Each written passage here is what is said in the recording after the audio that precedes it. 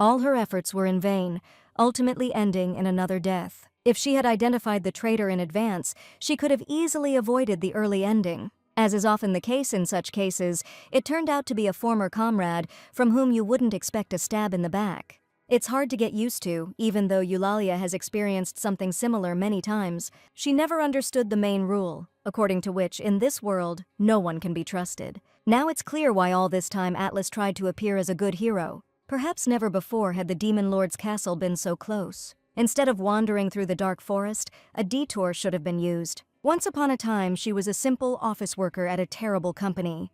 The working day began early in the morning and ended after 9 in the evening. Returning home, the girl needed a little time to just come to her senses.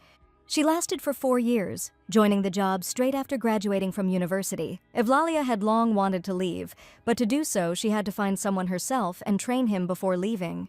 Due to moral and physical exhaustion, computer games become the only outlet. In the game, you can be someone you are not in real life and do what you want. According to the game's plot, the girl becomes a saint, having enlisted the support of the main character. When I saw him for the first time, I wanted to forget for a second that he wasn't real.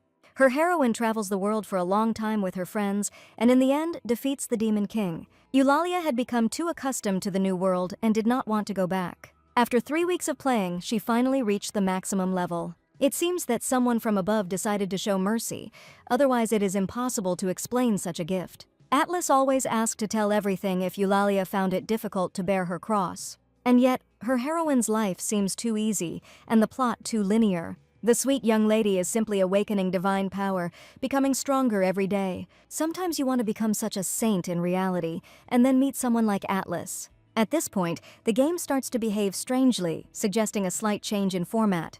Previously, there were only standard options here, but now the game seemed to hear her thoughts. You can continue the mission from the same place, but now the story will begin to develop from the first person. In other words, Eulalia herself will find herself inside the game, becoming its character. Since that happened, she has been reincarnated in the body of a saint, but the story always ends the same. Eulalia died and was reborn more than 4,000 times, forever returning to the start of the mission. As a true fan of this game, she decided to play it to the end, enduring all the tests. She sought to join forces with the good hero Atlas to defeat the Demon King together. However, many residents of the settlement did not trust the girl, believing that she was an imposter. They thought that the saint was too small and that Eulalia was simply posing as the savior of humanity. To defeat the Demon Lord without difficulty, you need to have much more abilities. And of course, Saint Eulalia cannot simply die, as happens with ordinary people. During another mission, the girl hears loud conversations of her comrades who considered her a burden. They suggest just leaving her here, since they were doing just fine on their own before. So she has to simply follow a prepared script, without any say. She realizes that she really is not capable of using power like the real Saint Eulalia. This absurdity has gone on for too long. Something needs to change if the girl intends to win. Atlas had already heard assurances from his comrades many times that Eulalia was even weaker than any nun. Sometimes the villagers would recognize her as a witch, in which case the game's ending would be the most difficult. For a witch, there are no exceptions, even if your friends are famous heroes. It's hard to remember how many different people and other creatures killed her in all sorts of ways. From bandits and monsters to villagers and emperors, everyone has caused death at least once. Over time, she began to understand that even her closest companions could pose a mortal danger. In the end, your own parents may kill you, realizing that their daughter is causing a lot of problems. Suffering and dying again and again, Eulalia even got used to this feeling that you experience before death.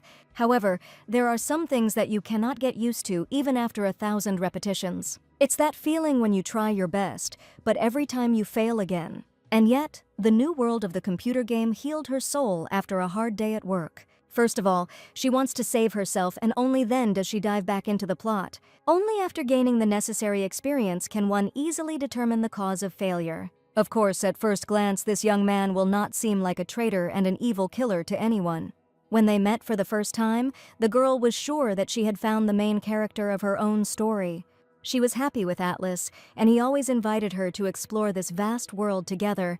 After all the hardships of the real world, it was hard to believe for a while what was happening. Atlas always smiled sweetly in response to Eulalia's funny behavior, as if he really loved this girl. At that moment, she had no idea how this relationship would end and what the final outcome of the game would be. However, it is Atlas who is the strongest warrior to fight against. In the first battle, the girl loses the duel without even having time to respond to the fatal blow. It turned out that Atlas was just like all the other enemies, wanting only to finish off the player. All this time, there was only one person she trusted completely. Someone you can just have a heart-to-heart talk with, without even getting caught up in the normal mission process. The one who was supposed to be the main ally and friend from the very beginning. But, as expected, the plot presents an unpleasant surprise, and a friend becomes a dangerous enemy. Eulalia trusted him so that she could ultimately learn an important lesson and not repeat stupid mistakes.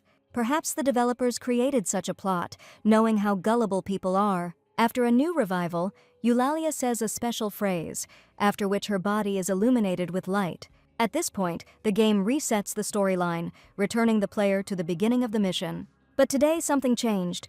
The girl was simply tired of enduring unbearable torment every time. The stupid game that is impossible to complete is starting to seriously irritate her. Suddenly she realizes that the plot is going a little off-kilter, changing the order of development. Usually when she wakes up, she cannot move, feeling like a piece of a large construction set. But now there's a new sense of freedom, as if the game allows you to behave a little differently. The problem is that the girl is not able to speak normally, and there is no text field anywhere. Instead of the standard greeting, the system warns about new changes. Perhaps, after the last death at the hands of Atlas, the developers gave the seal a new ability. At this second, the seal begins to open completely, releasing the accumulated energy. It's incredible, but everything she's been striving for a long time is happening right now. The holy power truly manifests itself for the first time, which means that Eulalia truly becomes a saint. She feels like something very powerful is obediently carrying out her command. There is so much energy that it is quite enough to fight the demon lord. Still not understanding the reason for the transformation, the girl continues to study her new power. With the holy power, she would no longer be an easy target, as had happened over 4,000 times. In the end, the girl decides to destroy this world, taking revenge on everyone who killed her. Thus, she gains unprecedented power, becoming the final boss of the game and the main enemy for all offenders. This night was especially bright, as if the moon was giving its light to the new heroine. Recently, Eulalia heard a legend that some people will soon have superpowers. This will happen when the Demon King awakens from his long slumber. According to legend, Saint Eulalia and the hero are among these lucky ones. But thanks to a strange bug in the game, she gained a much more powerful power. Using the holy power, she will be able to deal with the demon lord single-handedly. There is only one problem, because in this case she will not be able to completely destroy this world. However, the girl no longer has to make a choice if Eulalia simply stops playing the role of the saint. Acquaintances, family, friends, and everyone else will get to know a new Eulalia they have never met. They experience firsthand the pain that the girl had to endure after a series of deaths. The death of these people is quite capable of quenching the thirst for revenge if you see it with your own eyes. From that moment on, Eulalia decides to rejoice in the suffering of others instead of helping people. Someday she will get to Atlas and the other heroes who have become such traitors. Soon she will make them cry in despair, deeply regretting everything they have done. Having cut off their heads, she will show everyone the dead bodies of the awakened heroes. Let these despicable creatures choke on their own fear and drink the cup of sorrow. It seems like the bloody spectacle is about to begin, and now all you have to do is take the first step. She already understands that there are those in the house who must be the first to experience the new power. First of all, you need to get a good night's sleep so that the next day is eventful. By trying hard, the girl will be able to achieve her goal, which she chose as her main one. This thought makes her so happy, as if past failures no longer mattered. Everything has been decided. The first to fall will be those who poison her life day after day. The next morning, the girl stays in the bedroom a little late, deciding to stay in bed for a while. Arriving in the hall later than usual, she greets her parents as she always does. The stepmother reminds her that at her age, she shouldn't sleep so long and hang around the house doing nothing. The food is ready, so you can sit down at the table and start breakfast. This morning was no different from any other, but Mrs. Liesel noticed something. Today my husband is acting strangely, as if he is in a hurry to an important meeting. Mrs. Liesel talks about the new awakened ones who appeared last night. It is known that they develop a seal in different parts of their body, and one of the awakened is tasked with saving the world. According to legend, a saint is supposed to awaken in their country, although the woman doesn't believe in this nonsense. Abrams asks not to jump to conclusions, as there is no news about this at the moment. It is unlikely that there are awakened ones among the influential nobles who are trying to hide. This means that a saint may well be a commoner or a girl from a lower class. Liesel knows perfectly well that Eulalia is the daughter of a servant, but if she had been chosen, Liesel's family would have been on everyone's lips long ago. Alas, poor Eulalia did not have even a small chance to become a saint. Even if the girl makes it into society, she will still remain a child, the one who caused her own mother's death. With her dark reputation, it will be difficult for her to find a husband who would agree to such an adventure. Realizing that the conversation has turned to the wedding, Count Abrams suggests discussing it in detail. Eulalia has no doubt that with such an appearance there will be many who would like to take her as a wife. However, before his brother returns, Abrams has something to take care of. It's awkward to talk about this, but a daughter is obliged to listen to her father's words. At this point, the girl asks to stop talking and cut some more ham. She asks the maid to bring the beans as quickly as possible. It seems like my father and stepmother have been busy chatting since early morning, so I have to do everything myself. She is shocked by their strange behavior, as if her own daughter had become a burden to her parents. Despite the fact that war may break out in the future, the Count continues to think only about the wedding. However, she fully expected this, knowing her negligent daddy very well. Eulalia asks you to take into account that she is very hungry and is ready to continue communicating only after breakfast. These words infuriate Abrams because his daughter behaves like a capricious child. Suddenly, they notice on her hand the very seal that appears only on the bodies of the awakened. Someday pitch darkness will cover the entire earth, but now it is better to think about your own life. Eulalia advises you to think twice before contradicting her words. Surely Mrs. Liesel regretted what she said about the girl's low origin. After all, it was she, Eulalia Liesel, who became the main awakened one tonight. The Count immediately asks forgiveness for some words that he said without thinking. Liesel's family was marked by God, since their daughter became the chosen one of heaven. Never before had Abrams been so polite to his daughter, as if she had become a different person. It's no wonder the news has such a bad effect on Mrs. Liesel. The stepmother refuses to believe that a child with such a dark past could be marked by God. The Count advises to watch your words. After all, they are now talking about a new awakened one. Meanwhile, the girl asks the maid not to worry about anything and just go to her room. Everyone was sure that Liesel's family had no chance of producing a saint.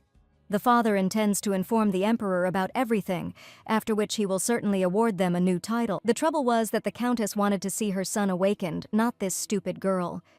She is ready to do anything to prevent Eulalia from reaching the highest circles. For some reason, the Countess is certain that she is dealing with the devil's spawn, and not at all with the awakened saint. She orders things to be moved to the attic, forbidding them to live near other people.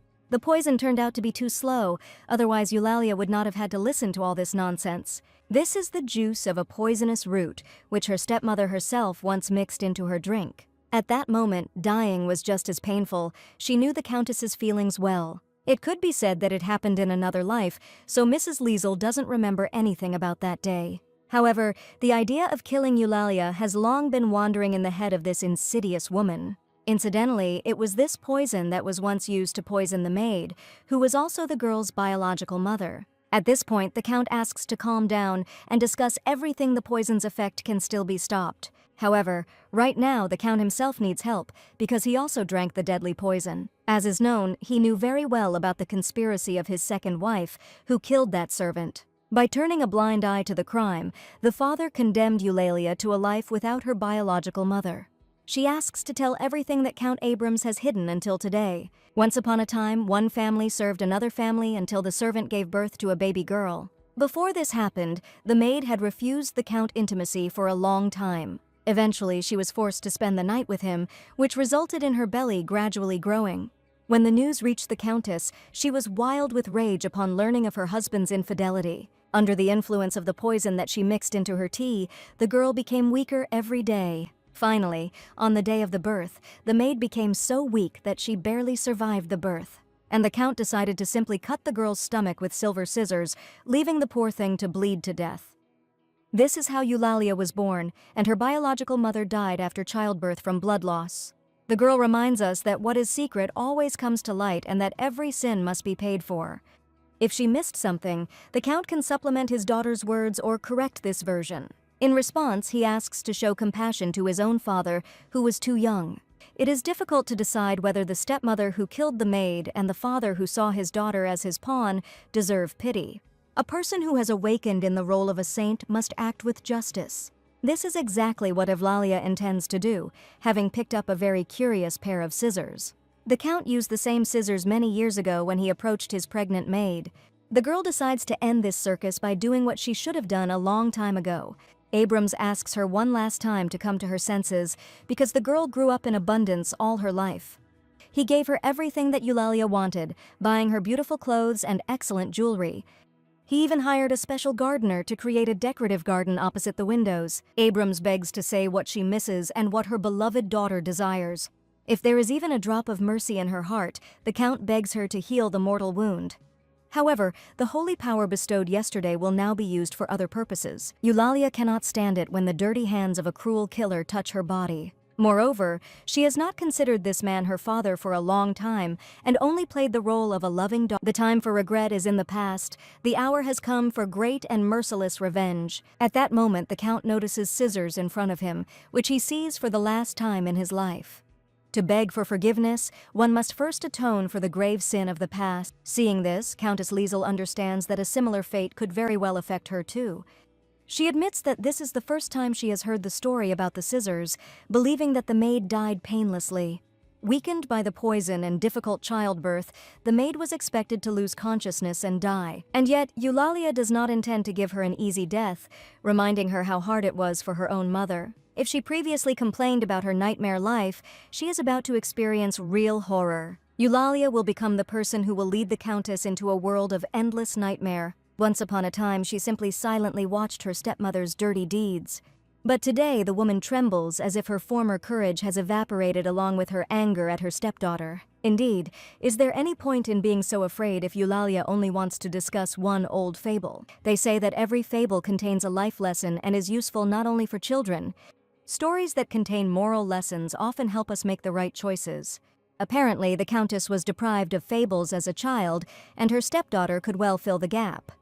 She asks not to worry, because even a small child will understand the moral of this simple fable. Not understanding what is being discussed, the woman asks to explain what Eulalia means. The point is that you shouldn't do anything that people around you will never like, especially if your actions harm those closest to you. Such an act could well be considered the poisoning that killed the pregnant maid. Even having hidden the rusty scissors, many years ago the Count himself called for his own death. The Countess was directly involved in this, but still does not admit her crime. Gradually, the holy power begins to thicken around Eulalia's body, submitting to her will. Those who committed sin had to receive the retribution they deserved sooner or later. In the end, the stepmother even killed her husband's own daughter, doing it in various ways. The time has come for all those who have been oppressed and abused in the past to rise up. It is Eulalia who intends to become an example for them, showing how cruel punishment can be. Until retribution reaches everyone, she will not stop her righteous path. The girl reminds that death cannot be too quick, otherwise it will be unfair. No matter how much the victim of retribution suffers, he will not give up his soul to God until the right hour. Very soon the stepmother will begin to beg for mercy, as happened with her husband. However, the girl had prepared something very unusual, especially for the Countess. After the woman's body is eaten, it will regenerate in the same place. True, by that time bandits will probably appear here, whom the lady left with nothing. They will want to behead or burn the traitor, but she will be reborn again. Thus, she will have to experience a painful death many times, appearing again in captivity. Eulalia understands better than anyone how difficult it is to achieve each subsequent revival. She doesn't intend to waste any more time on empty talk. Everyone should get what they deserve.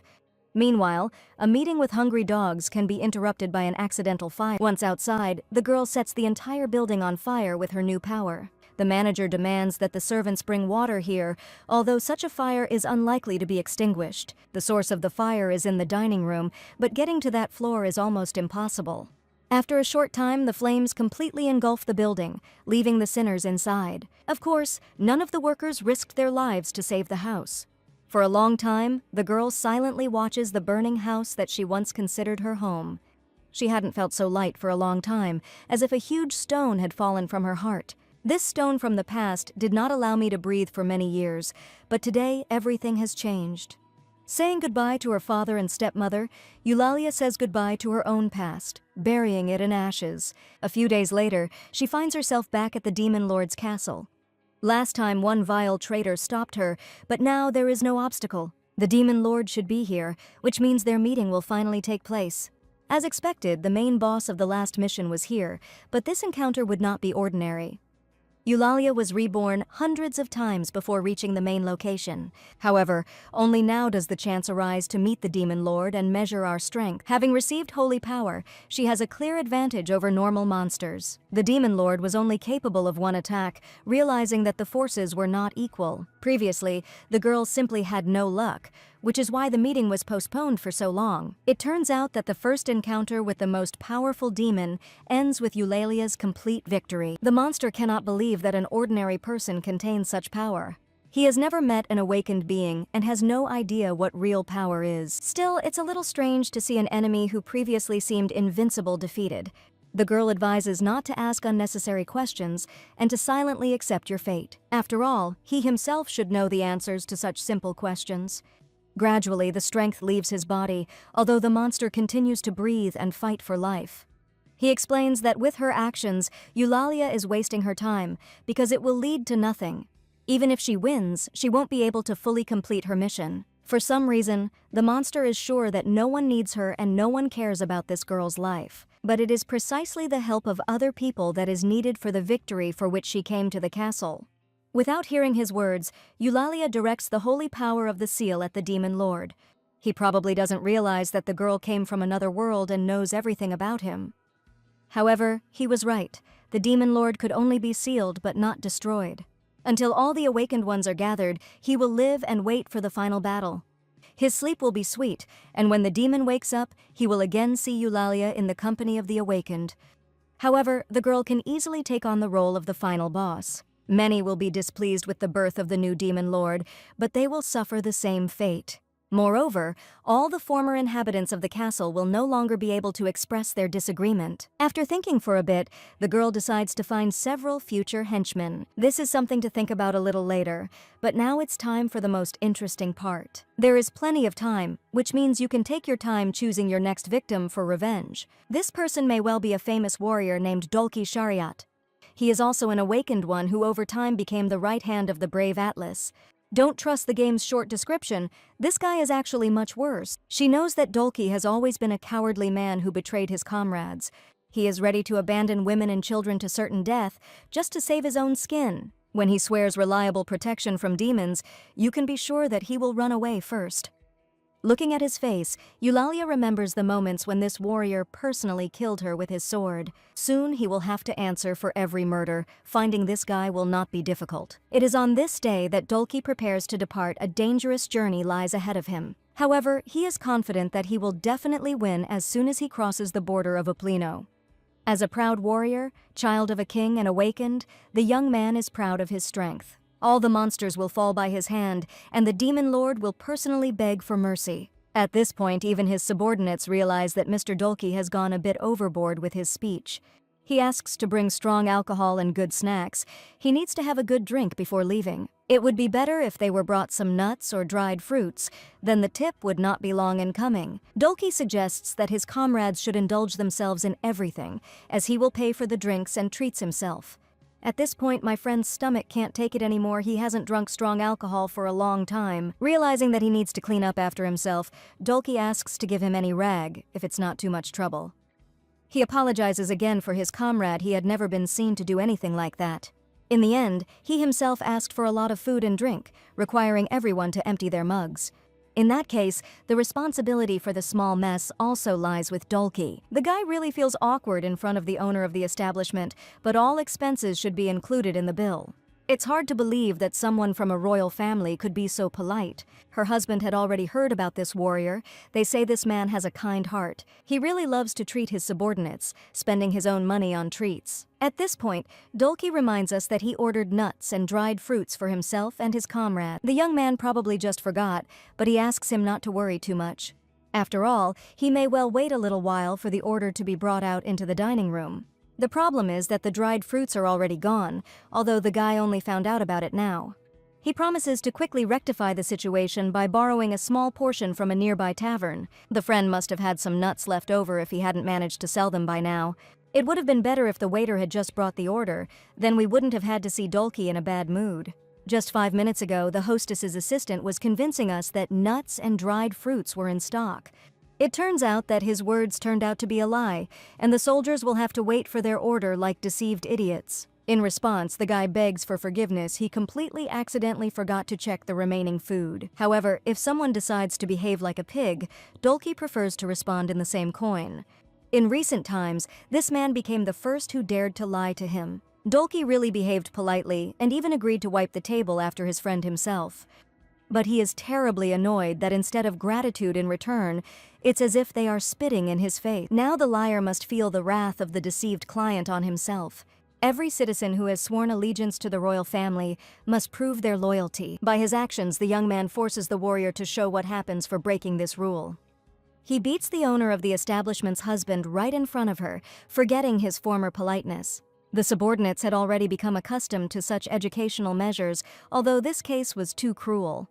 He likes it when people obey the laws, even if it means punishing them. Continuing the beating, he seems to forget that this person may simply not survive. However, some offenders do not deserve forgiveness. They have only one path left. After 10 minutes of punishment, the young man was already dead, unable to withstand the series of blows. The guy asks to call someone for help. The scoundrel needs to at least be buried. He believes that every person deserves a normal funeral, even if he managed to sin during his life. The only thing Dolky regrets is that they never got to eat the delicious nuts and dried fruits. Suddenly he notices one strange detail that has only just appeared. From the side where the body was still located, approaching footsteps were heard. A few more seconds later, the door slowly opens. Someone is not at all afraid to enter the tavern. The main thing is that it was not a man at all, as one might think at first. Dolky has been here for quite a long time, but he has never met this young stranger. Turning to the big guy, she apologizes for disturbing him, but accidentally heard loud voices. She may well remove the man's body if she can help a famous warrior in this way. In addition, Eulalia can provide any assistance if needed. After some time, the young man is seen off on his final journey. The Lord will surely forgive his sinful soul, releasing the unfortunate man from all his earthly sins. It is strange that it is the girl who decides to perform the ritual, despite being well versed in local customs. She prays for the soul of the deceased, begging God to accept the deceased into the kingdom of heaven. Already at that moment, many noticed that this young lady was much more experienced than any old man. Unlike her peers, the girl honors the customs of her ancestors and sets an example for every resident. Dolky has always admired people like that, especially when it comes to girls. Immediately after the funeral, he goes to the shore to wash off some of the dried blood. The guy had already forgotten about the murdered waiter because his thoughts were completely occupied by the stranger. She appeared at the tavern at the very moment when the warrior urgently needed help. Perhaps God himself decided to reward him with a companion, with whom Dolky has yet to get to know better. However, she herself is not against meeting him, otherwise she would not have behaved so openly. It was Eulalia who offered to help with the funeral, although the girl could have simply passed by. Dolky knew before that he was a respected person, but now he began to understand it much better. Turning around, he suddenly realizes that the girl has been next to him all this time. She took a towel with her, hoping that she could be of some use. Eulalia asks to use this towel, not forgetting her simple human care. The participation of a famous warrior in such a modest funeral ceremony deserves special words. In response, he reminded him that he was only doing his duty as a true warrior. Yet, it is hard to believe that the fifth prince was personally present at the ceremony. The girl is sure that the deceased was happy, looking at them from heaven. Dolky noticed that Eulalia sincerely mourned this man, as if she knew him. It turns out that he was respected and loved not only by his neighbors, but also by strangers. He really could have been a very good man, just by working and earning a living. It's a shame that even such people sometimes make irreparable mistakes. At this point, Eulalia decides to ask what caused the death of this young man. However, he himself seems not to know the answer, insisting that he only learned about what happened today. Unfortunately, he could have had an accident or his health was too weak. Eulalia doesn't know this either, because the man suddenly died right while he was working. It is not for nothing that they say that death takes the best, and the brightest souls go straight to heaven. From his extensive experience, the warrior knows very well how insidious evil fate can be. Life always presents surprises without asking the opinion of ordinary people. The girl decides to change the subject by talking about some rumors surrounding Dolka's name. She heard that he hated lies and those people who brazenly lie to your face. In this they are very similar, because the girl herself cannot stand pathetic excuses. Moreover, she does not tolerate people who try to assert themselves at the expense of the weak. She was lucky that among her loved ones there were no people whom she would sincerely despise. However, it seems to Eulalia as if they have already met somewhere, as if it was in the distant past. The girl is not sure, but his face seems too familiar, as does his name. For some reason, she is sure that such coincidences simply do not happen. In response, the guy assures that he perfectly understands the meaning of each word. He himself does not believe in coincidences, which means that their meeting was arranged by someone from above. The next day, Dolki wakes up in his room earlier than usual. It was difficult to part with the beautiful stranger who helped with the funeral ceremony. Dolki decides to marry her as soon as he defeats the demon lord. The assistant will be a witness because a warrior never goes back on his promise. And yet, he asks to save the congratulations because he and Eulalia are not even engaged. This time the marriage will definitely be happy, because usually everything ended in a quarrel. Dolki sincerely considers himself a worthless husband, having lost so many wonderful wives. Lately, memories of the past, when wives were still alive, are increasingly etched into my memory. He still can't understand why they died, leaving him completely alone. To at least get his thoughts in order a little, he goes for a short walk. Previously, memories of his dead wives did not bother him, but recently something in his life changed. Their faces appear in memory, uttering the words they spoke in life. In response, Dolki often promised to take care of his wives, dedicating his exploits to them.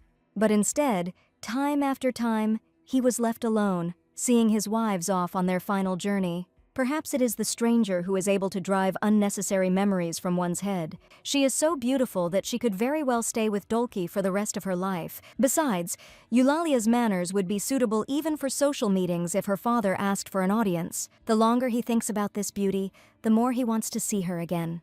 At some point, Dolki realizes that the feeling that has arisen in his heart cannot be confused with anything else. He truly falls in love with a stranger, and it is stupid to convince himself otherwise. Luckily for the prince, she also really wants to meet him, for which she has come a long way. It's hard to say whether the guy will like this meeting, but he will talk about it a little later. And now Eulalia simply thanks the brave warrior for agreeing to a second meeting. She believed that he would come, because such a man is not capable of deceiving a girl. Dolki asks to become his queen, marrying immediately after returning from the campaign. Very soon he will make her happy, she just needs to give her consent to the future spouse. Dolki asks to believe him, he will never deceive the one whom he loved with all his heart. The girl feels a little awkward hearing such confessions and seeing this confident look. However, she admits that she is happy to be his chosen one, even though they are not married yet. If the girl agrees to become his wife, it will make Dolki the happiest man on earth. In this case, she promises to fulfill his wish, but there is one small detail. She starts acting a little strange, as if the guy accidentally said the wrong words. Eulalia reminds that very soon the awakened one must go to the rest of the warriors. For this purpose, you should arrive in Uplino, but the journey to your destination will take a lot of time. Not understanding what was going on, he continued to listen to facts that were well known to Eulalia. She is not at all concerned about a person's pedigree, because something completely different is required from a future husband. The main thing is that he is smart and turns on his brain when necessary. Apparently, Dolki could not understand who he had been proposing to become his wife all this time. At this moment, something amazing happens to the girl. Even her voice gradually becomes different. Eulalia does not understand how such a fool could become awakened, and why he forgets his own sins. He constantly talks about defeating the Demon King without having the necessary abilities to do so. The girl asks to guess who is actually standing in front of the brave warrior right now. He would be very mistaken if he thought that he was dealing with an ordinary person. Eulalia insists that she is the Demon Queen, whom he intended to fight. Not believing her words, he asks her not to say stupid things that would surprise her future husband. The friends would be very scared if Dolki returned home with such a cute demon queen. Realizing that this is not a joke at all, he asks to think twice about what he said. If she really is a monster, there is only one ending that awaits her at the end. Eulalia had heard such threats many times before, but today it was her turn. By the way, she lied when she said that she knew nothing about the death of that man in the tavern. I wonder what he'll do with the one who lied to Dolki's face again. Just recently, he was going to make his queen the one who deceived him at their very first meeting. Moreover, the appearance of a simple village resident also contains a small lie. It might be a little difficult for the guy, but now he will finally hear the truth. The truth is that the hero's soul contains many sins that will have to be atoned for with blood. In response, Dolki demands that he stop his performance. It has gone too far. If it's still not clear that this isn't a prank, Eulalia can quickly convince him. This warrior will see his approaching death with his own eyes. At that moment, Dolki realizes that he is inside the royal palace. From the outside, everything looks quite normal, except for one small detail. The strange thing is that a minute ago they were in the forest, and now they suddenly found themselves in this place. This girl's magic truly resembles the power that only a saint can possess. After another moment, the smoke gradually clears, revealing a view of an event from the past. Long ago, the servants of the previous king paid with their lives for trying to oppose Dolka. The king personally gave the order to kill them, sparing no subject of his successor. Despite their death, Dolki does not regret it, because no one needs such weak subjects. Just like then, he considers murder the best solution, having gotten rid of the weak link in advance. The main thing is that this day is in the distant past, and these people have long been buried. It turns out that the girl really is the Demon Queen, who has come for her victim. In that case, she must explain why the fifth prince is her new target. She suggests that you think about this question yourself, taking a closer look. The seal on his chest is the best sign that Eulalia made the right choice. She plans to kill all the awakened before they can gather together. In other words, this is the only reason they are here. Dolki is the first person whose name has long been at the top of the list of future victims of the new queen. She hates him with all her heart, as only a man can hate. He spends his whole life throwing around big words, but in reality, he is nothing but a pathetic coward. In a moment of mortal danger, this warrior will be the first to betray, leaving his comrades to be torn apart. In order to appear in a favorable light, he is not averse to humiliating those who are unable to respond to insults. In Eulalia's opinion, such a person is no better than ordinary trash underfoot, and not at all a brave warrior. It's hard to believe, but right now the girl actually called him a piece of trash. If she doesn't believe in the power of the seal, he may well demonstrate it in action. A second later, he frees himself with just one movement, intending to continue. Surely, the beauty is not accustomed to such treatment from men. However, in response to all her insults, inevitable retribution must follow. After the first blow, the illusory space crumbles before our eyes like fragile glass. The guy is almost sure that his former courage has crumbled along with this illusory room. He demands to know who she really is and what she has been trying to achieve all this time. He had met many people along the way, but he had never seen such a person before in his life. It's strange how, with such a mindset, she still manages to stay alive. If she wishes to add anything, the warrior asks her to do so right now, before it is too late. In this form, she resembles an ordinary simpleton, and not at all a demon lord. Even though he was awakened, Eulalia had no idea how strong this guy was. The situation has changed too much. Now all the aces are up the sleeve of another person.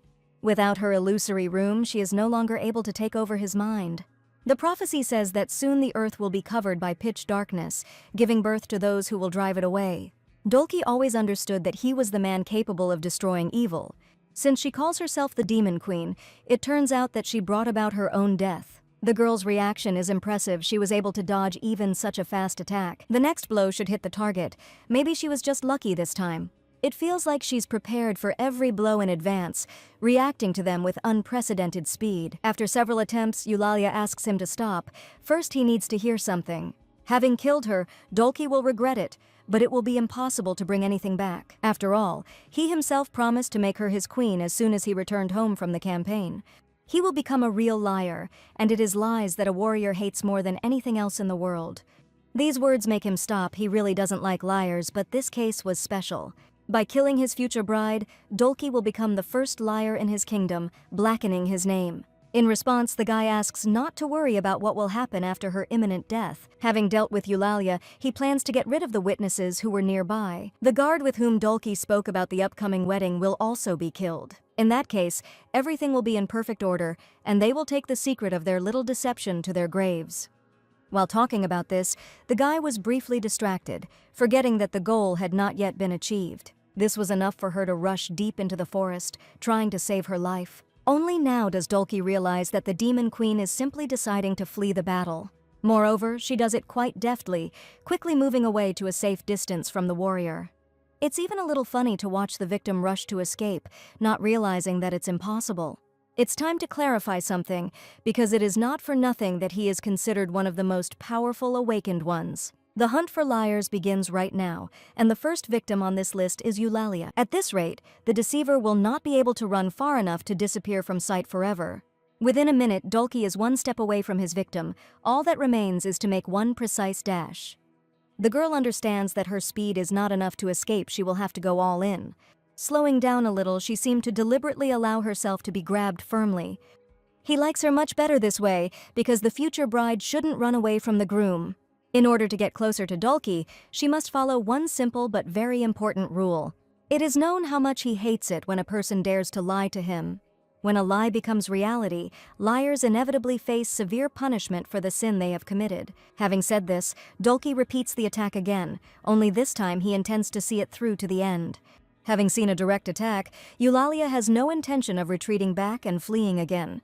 Garbage always remains garbage, even if it has the seal of an awakened one on its body. Dulki Sharia never understood its true place, although there was plenty of time for this. Finally, I can change my clothes. Peasant clothes are too unusual for a queen. If he hadn't realized it yet, Eulalia was simply re-examining her enemy. A second later, a bright flash appeared in the middle of the forest, like a burst of magical energy. In the place where the strange stranger had been, only a deep crater remained. It seemed they had met in this place once before, only last time Dulki had the advantage. He sees her for the first time in the guise of the Demon Queen.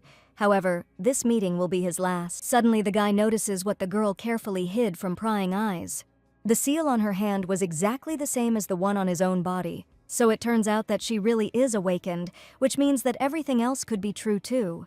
Eulalia admits that the choice between the saint and the Demon Queen was always obvious to her. With her new power, she has no intention of helping scoundrels like Dulki. Even after this, the guy refuses to believe that what he saw was not an illusion. There is no reason to believe this nonsense, because the Demon Queen cannot have a human form. Only an idiot with no experience fighting monsters would take her words as truth. It has long been known where exactly awakened ones with similar seals on their bodies appear. There are only 4 countries in which the awakening of future saviors is possible. The girl must know that these are the heroes destined to defeat the Demon King. The main thing is that the seal contains the holy power of the awakened one, directed against evil spirits. Without listening to his words, Eulalia asks not to clarify why the awakened one calls herself the Demon Queen. A person who is about to die does not necessarily need to know the whole truth. Dulki advises not to rush to conclusions. He has no intention of becoming a victim of the demon. Even if that was the case, he honestly told everything to the soldier who came this morning. At the hotel, Dulki confessed that he would definitely marry Eulalia after winning the battle. However, by killing the Demon Queen that she is, the guy will not fulfill his promise. The girl knows that military honor will not allow her to let down her own people. When Dulki left the capital, many people saw him off, promising to wait for the hero's return. Previously, he had a choice, but now for the first time he will have to renounce his words. He will be forced to admit that he has decided to marry another woman, breaking his promise. Yes, he was indeed awakened, but he was still unable to defeat the Demon King. The girl offers an easy way to solve the problem by simply admitting her lie. It's always very painful, but this is how Dulki can retain at least a small part of his military honor. Otherwise, the people of the country will forever brand him as the one he himself has despised all his life. Even small children will consider him a common liar, throwing hurtful barbs at him. Unable to bear the accusations, the guy falls to his knees, assuring that he has always been true to his word. Moreover, he never mentioned the name of the girl he soon intends to marry. He intends to create a legend about how his bride was found dead, and he resigned himself to the inevitable. Despite his strong love for this girl, she died during his absence from the country. However, this is not important now because for this Eulalia needs to at least win. The guy is sure that no demon can resist the divine flame. Even if she is the master of these creatures, she is still a demon. After saying these words, the seal on Dulka's hand begins to instantly appear. The time has come to find out whose side holds the true power and who will win the duel. The prince of a great country would never give in to a degenerate from the underworld. All this time he was just playing the victim, carefully studying his sworn enemy. A second later, he directs all the power that each of the awakened possesses towards her. However, even such a blow is not capable of overcoming the invisible energy barrier. Eulalia has known this man for so long that she has managed to fully study his habits. When faced with real danger, she always behaves the same way. It's too predictable a move. The girl advises him one last time to accept defeat before the fight goes too far. When Dolki can't get something, he just pretends he didn't really want it. This was the case in everything, from nightly tournaments to a woman who fell in love with another. Having failed to get what he wanted, he tried to eliminate everyone who witnessed the shameful failure. Eulalia wants to hear a confession, because this man's hands have long been stained with the blood of innocence. Every time a person confessed to a lie, Dolki became disillusioned with him and sentenced him to death. Today, she finally realized that he turned out to be much worse than Eulalia had previously thought. Dolki will die only because he has committed too many sins, and not at all because of revenge. Self-deception is the sin that goes hand in hand with him throughout his life. Only after experiencing real torment will he no longer be able to harm her or anyone else. There aren't many brutal ways to kill another person, but the girl knows a thing or two about it. She can simply kill him over and over again, repeating the cycle an infinite number of times. There is no crueler punishment than a series of repeated deaths. It's a pity that only the first time will be unforgettable, and the rest will just become the usual norm. She really hates him, and that is the only reason she has waited for this moment for a long time. The girl suggests that you guess for yourself what method of death was chosen for Dolka. Whatever method is chosen, it must be incredibly painful. The guy will definitely have time to realize how important ordinary air is for a person.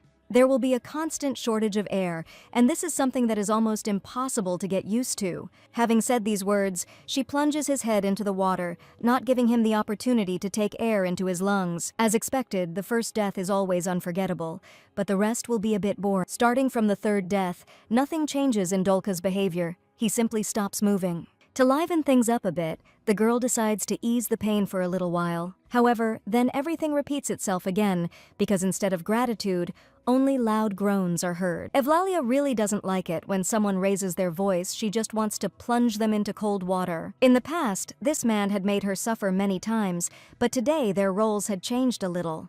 The girl recalls how she cried, desperately trying to fight for her salvation. But Dolki didn't give a damn about her pleas, continuing to show his sadistic tendencies. When a guy is confident in his superiority, he wants to destroy his opponent mentally and physically. To achieve his goal, he uses any means at his disposal. It is not surprising that now she decides to do to him the same thing as he once did to her. The truth is that Dolki is a monster who craves approval and loves to see suffering. The habit of slowly destroying the weak has long been ingrained in his heart. It cannot be eradicated by simple means. It doesn't matter that he's awakened, because the seal still doesn't save him from death. But don't worry, there are many more ways to finish him off on Eulalia's list. The next method is one that is well known to every member of the royal family. The guillotine is the preferred method of execution, so it is the one to choose. If Dolki believes that human lies should be punished by death, then his time has come to become the culprit. The lie has been exposed, the guilt is obvious, and therefore the guillotine must do its job. Pulling the body a little closer, she asks the guy to come to his senses and look back. He is probably interested to know how the biggest liar of his country will be executed. He should have known that one day his lies would be exposed, like all his other sins. Now it's too late to call for help. There's nothing here except them and this guillotine. One of the two must become the executioner, otherwise it is impossible to carry out the execution. It just so happens that Dolki is much more suited to the role of a criminal. Eulalia promises to cut off one piece at a time from the body until it is chopped into pieces. If he wishes, he can start with something simple, testing the operation of the device on his fingers. Before starting, she offers two options, the first of which will be a regular execution. However, Dolki may for the first time go back on his words, becoming her obedient slave. Death by guillotine might not be the worst option if honor is so dear to him. But for some reason, the girl is sure that her own skin is much more valuable to this scoundrel. In that case, he will make the right choice, preferring to remain a living scoundrel. It is no coincidence that Eulalia shows the corpses of those unfortunate victims that Dolki managed to finish off. He must see once again what innocent people who did not deserve death have become. By accepting the offer to become the girl's servant, he will forever free himself from a terrible fate. Otherwise, he will have to watch his own past forever, and in the end, relive the execution over and over again. Eulalia demands that he speak louder if he intends to give his answer. In response, Dolki begs for mercy. He agrees to serve the demon lord until the end of his days. She liked this answer, and he really began to behave like a good, obedient boy. When someone wants to become a servant so much, it is simply impossible to refuse that person. On this day, the fifth prince of the Aman kingdom must appear before his people. He has made a fateful decision and will surely want to see the crowd's reaction. Now the whole nation will know how low he who until recently served as an example can fall. Many did not believe that the boy agreed to serve under the demon lord. They consider this act a real betrayal because he had previously sworn to protect the country. Instead, the young master finds himself fighting side by side with someone who was recently considered an enemy. This means that all the past promises were lies, and the prince became what he always despised. Evlalia asks not to worry, because before he was known as an ordinary petty sadist. And now he has become a real star, as the most famous liar in his kingdom. Today we can fully enjoy how it slowly rolls to the very bottom. His fate is already sealed. He will fall downwards until life becomes worse than death. Eulalia orders to prove how devoted a slave this man can be. Like a true slave, he begins to kill everyone who is an enemy of his mistress. The problem is that his current rivals once fought shoulder to shoulder with Dolki, and now he is forced to chop off their heads because that was the order of the demon lord. The spectacle is truly unbearable, although Eulalia can watch such a battle forever. It's nice when your enemies destroy themselves and you can only watch from the sidelines. By the end of the day, he destroys everyone who has ever opposed Eulalia. She warns that he was not always in the role of a servant, so the past should not be forgotten. Dolki must remember how he recently raised his sword over the head of a weak girl. Until his body rots completely, he will remain in the world of memories. However, this day will repeat itself again, and after death the guy will find himself in the arena of the Colosseum. Thus, life will turn into an endless struggle, the end of which will never come. The last time Eulalia showed him the castle, she thought something was wrong. It felt like the seal had been broken by someone, even though there was no one inside except her. We'll need to put some security here, otherwise real chaos will break out here soon. Suddenly she notices a bright flash, like an interdimensional rift. According to legend, the demon lord is destined to have a loyal servant. Of course, Dolki could not become such a servant, which means that this rift was not accidental. It's quite nice to have an assistant. The problem is that he simply can't be human. In that case, the creature must be of demonic origin, like the mistress herself. After the interdimensional rift closes, a strange creature appears in the hall. It feels as if the dragon has just awakened and is seeing this world for the first time. Usually the mother is the first person the baby sees, but in this case, things are a little different. Eulalia didn't have time to stock up on suitable food because no one was expecting the dragon to appear. However, the baby is quite capable of eating everything it can reach. From the outside it looks quite cute, although for a newborn he eats too much. This is how magical power is replenished faster, which means there is never too much food. It seems that Eulalia is meeting a glutton with real magical powers for the first time. The creature claims to be the Demon King, although it looks more like a cub. It's a little funny that the kid seriously believes that his strength is quite sufficient for the role of king. Perhaps the girl doesn't know anything about the origins of the Demon Kings, since she doesn't trust his words. Simply put, it is like a tail that has been cut off from the body and has begun to live separately from its owner. The Demon Lord selects a part of himself that he deems unnecessary and then grows a new one. Thus, he is the being that emerged from the severed part. A rather convenient method of regeneration, considering that unnecessary parts can simply be replaced. However, it is strange that the Demon Lord resembles a lizard not only externally, but also internally. The dragon has no idea why the previous overlord considered this part unnecessary and threw it away.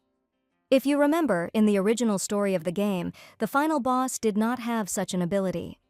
There is no doubt that this creature is indeed of demonic origin. He looks a bit like a real demon lord, which means the kid isn't lying. There are too many things starting to happen in this world that she hasn't heard about before. She had previously asked what the newborn creature really was. However, Eulalia wants to understand the purpose of the part that is turning into a new demon. Looking at this strange creature, it is difficult to understand what it is thinking about and why it exists. The girl returned to life after death more than 4,000 times. However, I have never seen anything like an addition to the game. Each time death felt the same, and yet the new reality of the game is completely different. It is strikingly different from the previous one, because here the girl gains power for the first time. To take revenge on this world, she once wanted to become a financial director. But now even this dream pales in comparison to what Eulalia has right now. The Demon King is just a small obstacle in the path of becoming the Overlord. In this case, the dragon offers to start cooperation, since their goals are approximately the same. He is quite capable of lending his own strength if the girl finds things a little easier. The proposal was even stranger than the newborn pet itself. The girl asks him not to talk nonsense because his strength is not enough even for a simple duel.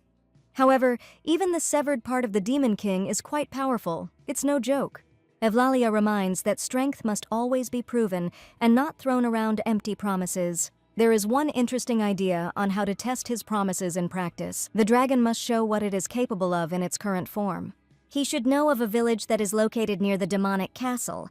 Taking a closer look, he actually recognizes a settlement on the border of Uplino. By making all the inhabitants of the settlement suffer, perhaps he will be able to convince Eulalia.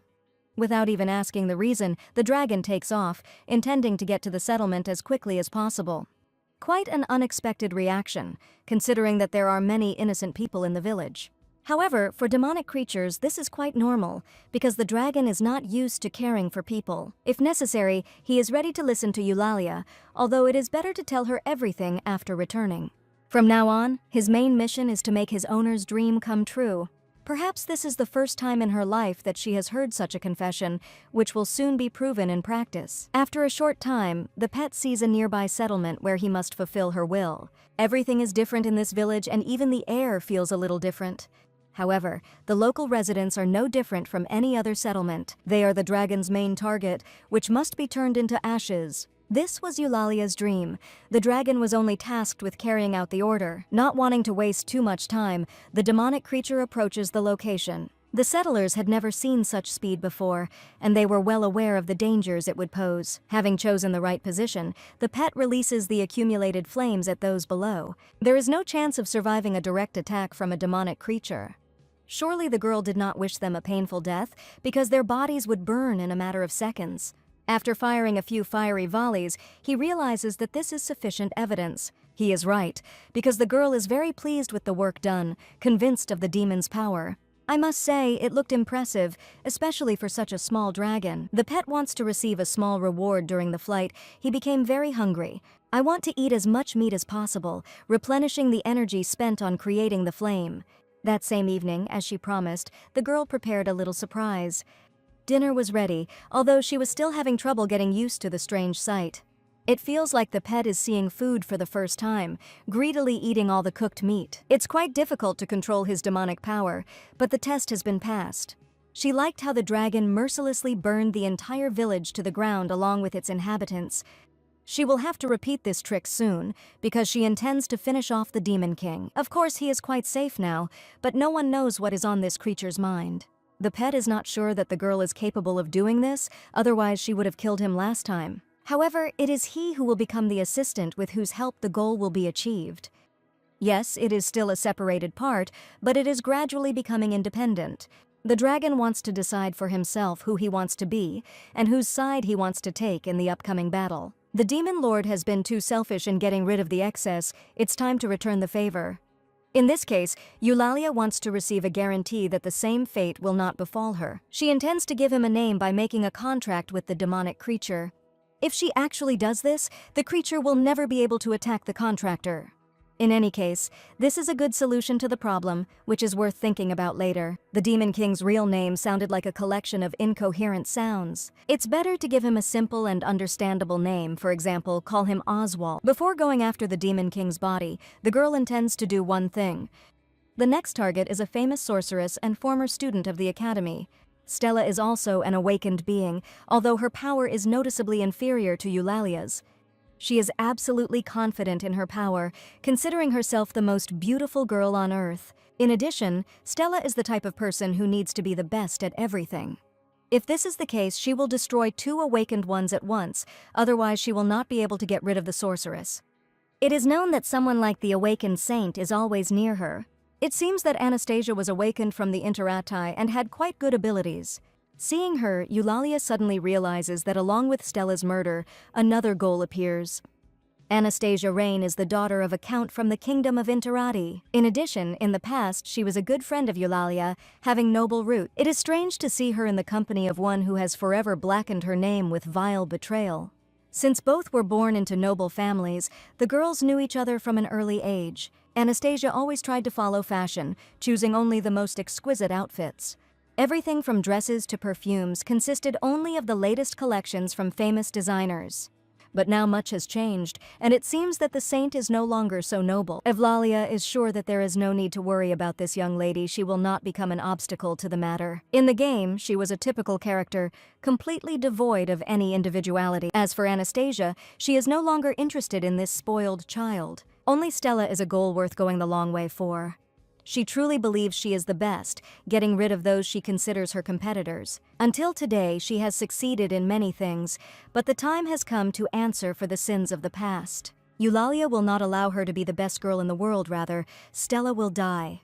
The seal grants a new power against which the sorceress's magic will be useless. This arrogant girl will soon have to find out what happens to her enemies. Meanwhile, Stella's journey through the impassable desert dragged on a little. She doesn't necessarily have to go on her own, but that could take forever. She planned to arrive before sunset to avoid having to spend the night in the middle of the desert. At this rate, they will only arrive in a few days, and it would be better if they hurry. From there, the journey to the Demon King's castle begins, where the Awakened One must end up. Besides fighting the main monster, she wants to see one person with her own eyes. This man was also awakened, but he always attracted the attention of girls. Atlas Clarand is the captain of the Holy Guard and is respected among swordsmen. Not only is he a real handsome man and a daredevil, but he is also the strongest awakened one. Stella is sure that this is the kind of man who is perfect for the best girl in the world. All that remains is to understand how to charm a young man and make him yours. He's probably used to getting a lot of attention, and Stella will have some strong rivals. However, it is better for them not to know what the bodies of her enemies turn into. However, this is not important now, because the first point on the map has already been reached. Finally, she will be able to personally see the one whom the people called Saint Anastasia. She woke up, and now she can join their little company. Anastasia looked exactly as rumor and ancient legends describe her. Stella apologizes, but she is a little late because of her companion. He moves too slowly. It would be interesting to know what happened to the carriage and why it overturned on level ground. The girl did not see the battle, but it is known that while the carriage was moving, demons attacked it. Because Anastasia was inside, the dark creatures simply did not notice her. In this case, the sorceress offers to take the girl with her, otherwise she will not reach the city. It was quite noble of her, considering they were meeting for the first time in their lives. On the way, Stella tells the story of her awakening, after which she found herself in Uplino. Don't pay attention to this nice guy who agreed to help with getting around. In the kingdom of Interati, the girl is called the Saint, although she does not consider herself one. Perhaps this is related to the seal on the body that appeared after one strange night. If this is true, then it means they both have the same magical power granted to the awakened ones. This upsets Stella a little because the girl is an excellent competitor. She must have been the daughter of a famous aristocrat or some princess. An expensive, elegant dress and a pretty face always speak of noble origin. And yet, although the accessories were quite beautiful, they did not look too flashy. Despite her obvious beauty, Stella still considers herself much better. In the end, she is not even able to fight off the monsters, becoming easy prey for them. It is strange that such a person becomes awakened to fight side by side with the strongest.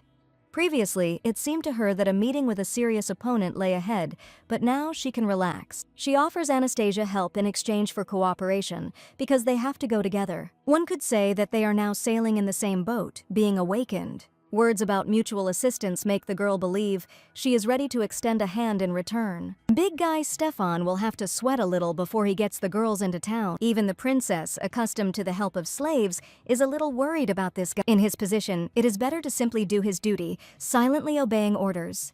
And yet it's strange that such a kind sorceress would decide to do something like this. After thinking for a while, Anastasia decides to find out a little about this guy's misdeed.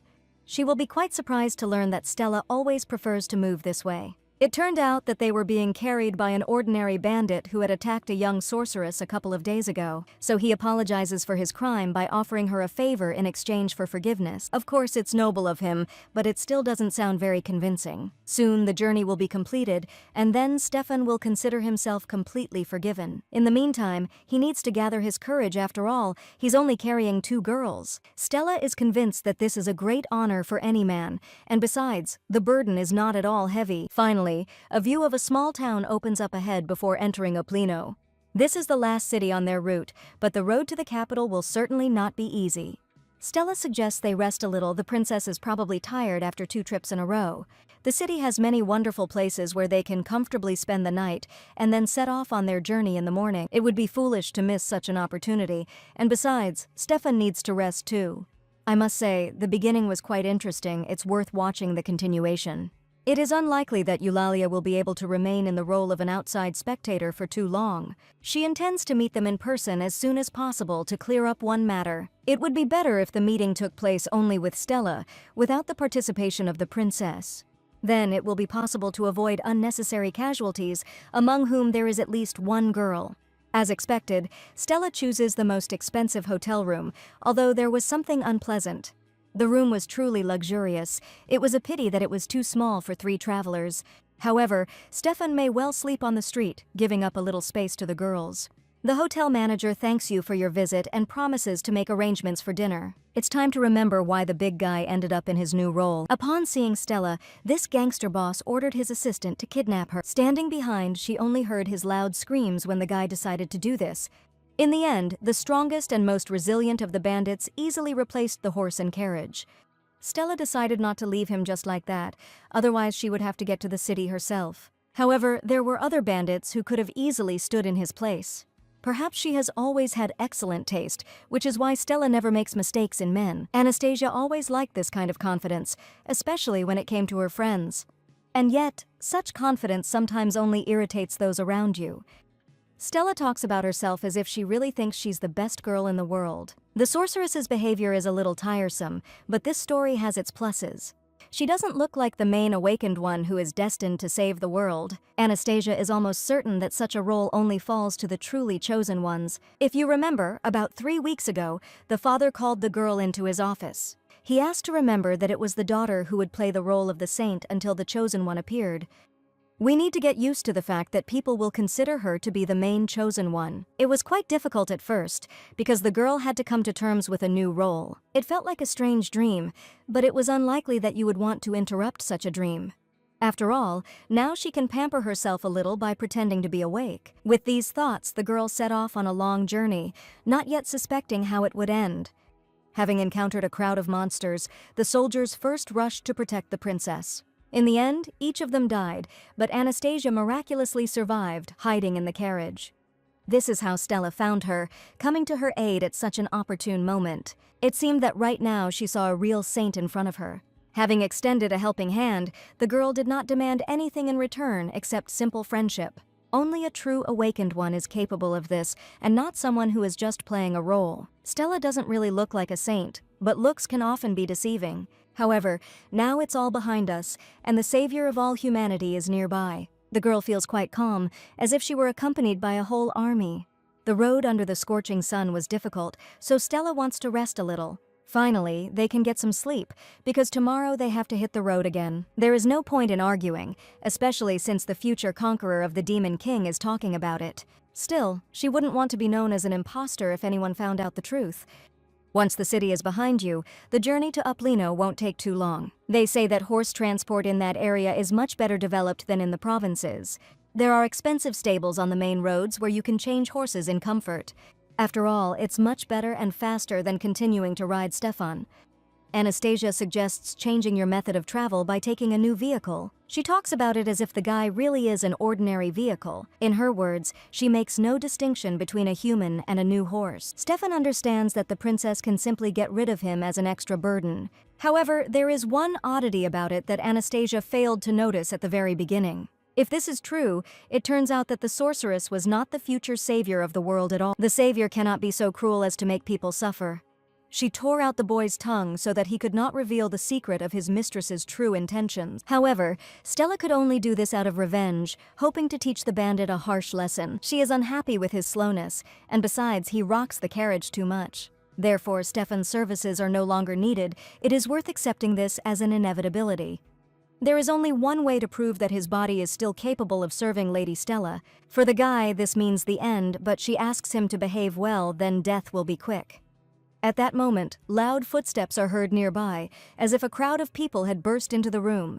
A minute ago there was no one here, but now Stella's subjects gathered around Stefan.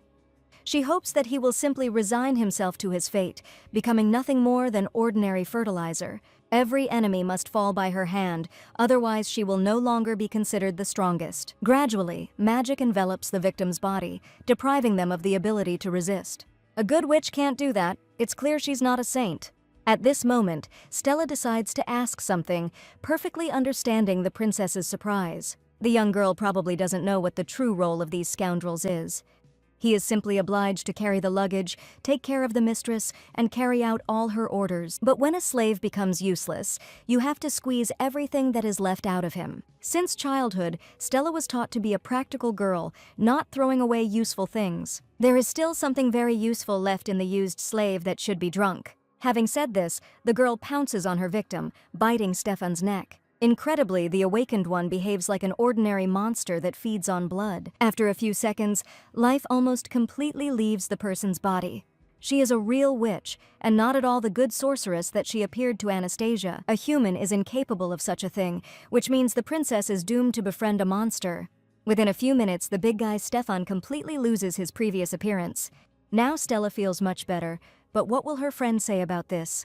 Surely the princess also thinks that the most beautiful girl in the world stands in front of her. She will be flattered if she doesn't shower her with reproaches about this bandit. Of course, Anastasia is incredibly happy that her dear patroness has been transformed so much. It was better for her not to know what thoughts were swarming in the head of the frightened young princess. The funeral ceremony took place the same day, and the boy was buried along with other victims. There is talk in the crowd that the unfortunate people died somewhere far from the city. It's hard to understand what happened to them, but there's clearly a monster involved in these murders. The man reminds that these bodies cannot be buried on city territory. However, the brave warriors were her personal bodyguards and deserved to leave with honors. They just arrived in town last night and wanted to get some rest. Unfortunately, a crowd of monsters did not allow this to happen, attacking the group. The warriors gave their own lives to save the lady and the young princess Anastasia. It turned out that the girl was so good at lying, as if she had been a theater actress in the past. After a few words, Stella begins to cry for real, gathering a crowd around her. None of them even guess what the last minutes of the murdered victims were like. Before being eaten, each of them experienced real horror. And then she just threw them away, as if people were just food for monsters. Instead of punishment, the boys pay tribute to the mistress by offering to become new bodyguards. In response, Stella thanks them for their support. They really are acting like heroes. A beauty's confessions go straight to the heart. It always works the same way. She plays the part of a sufferer simply to manipulate future victims. In fact, Stella is an ordinary evil witch who sucks out power. She manages to easily deceive men, having a pretty face and a pleasant voice. Now it's clear why she behaved so strangely with Stefan, forcing him to walk across the entire desert. If this is what it means to be awakened, Anastasia would not want to become one. It is better to remain a simple man, fighting evil as best you can. However, you shouldn't show your emotions if she doesn't want to become a victim.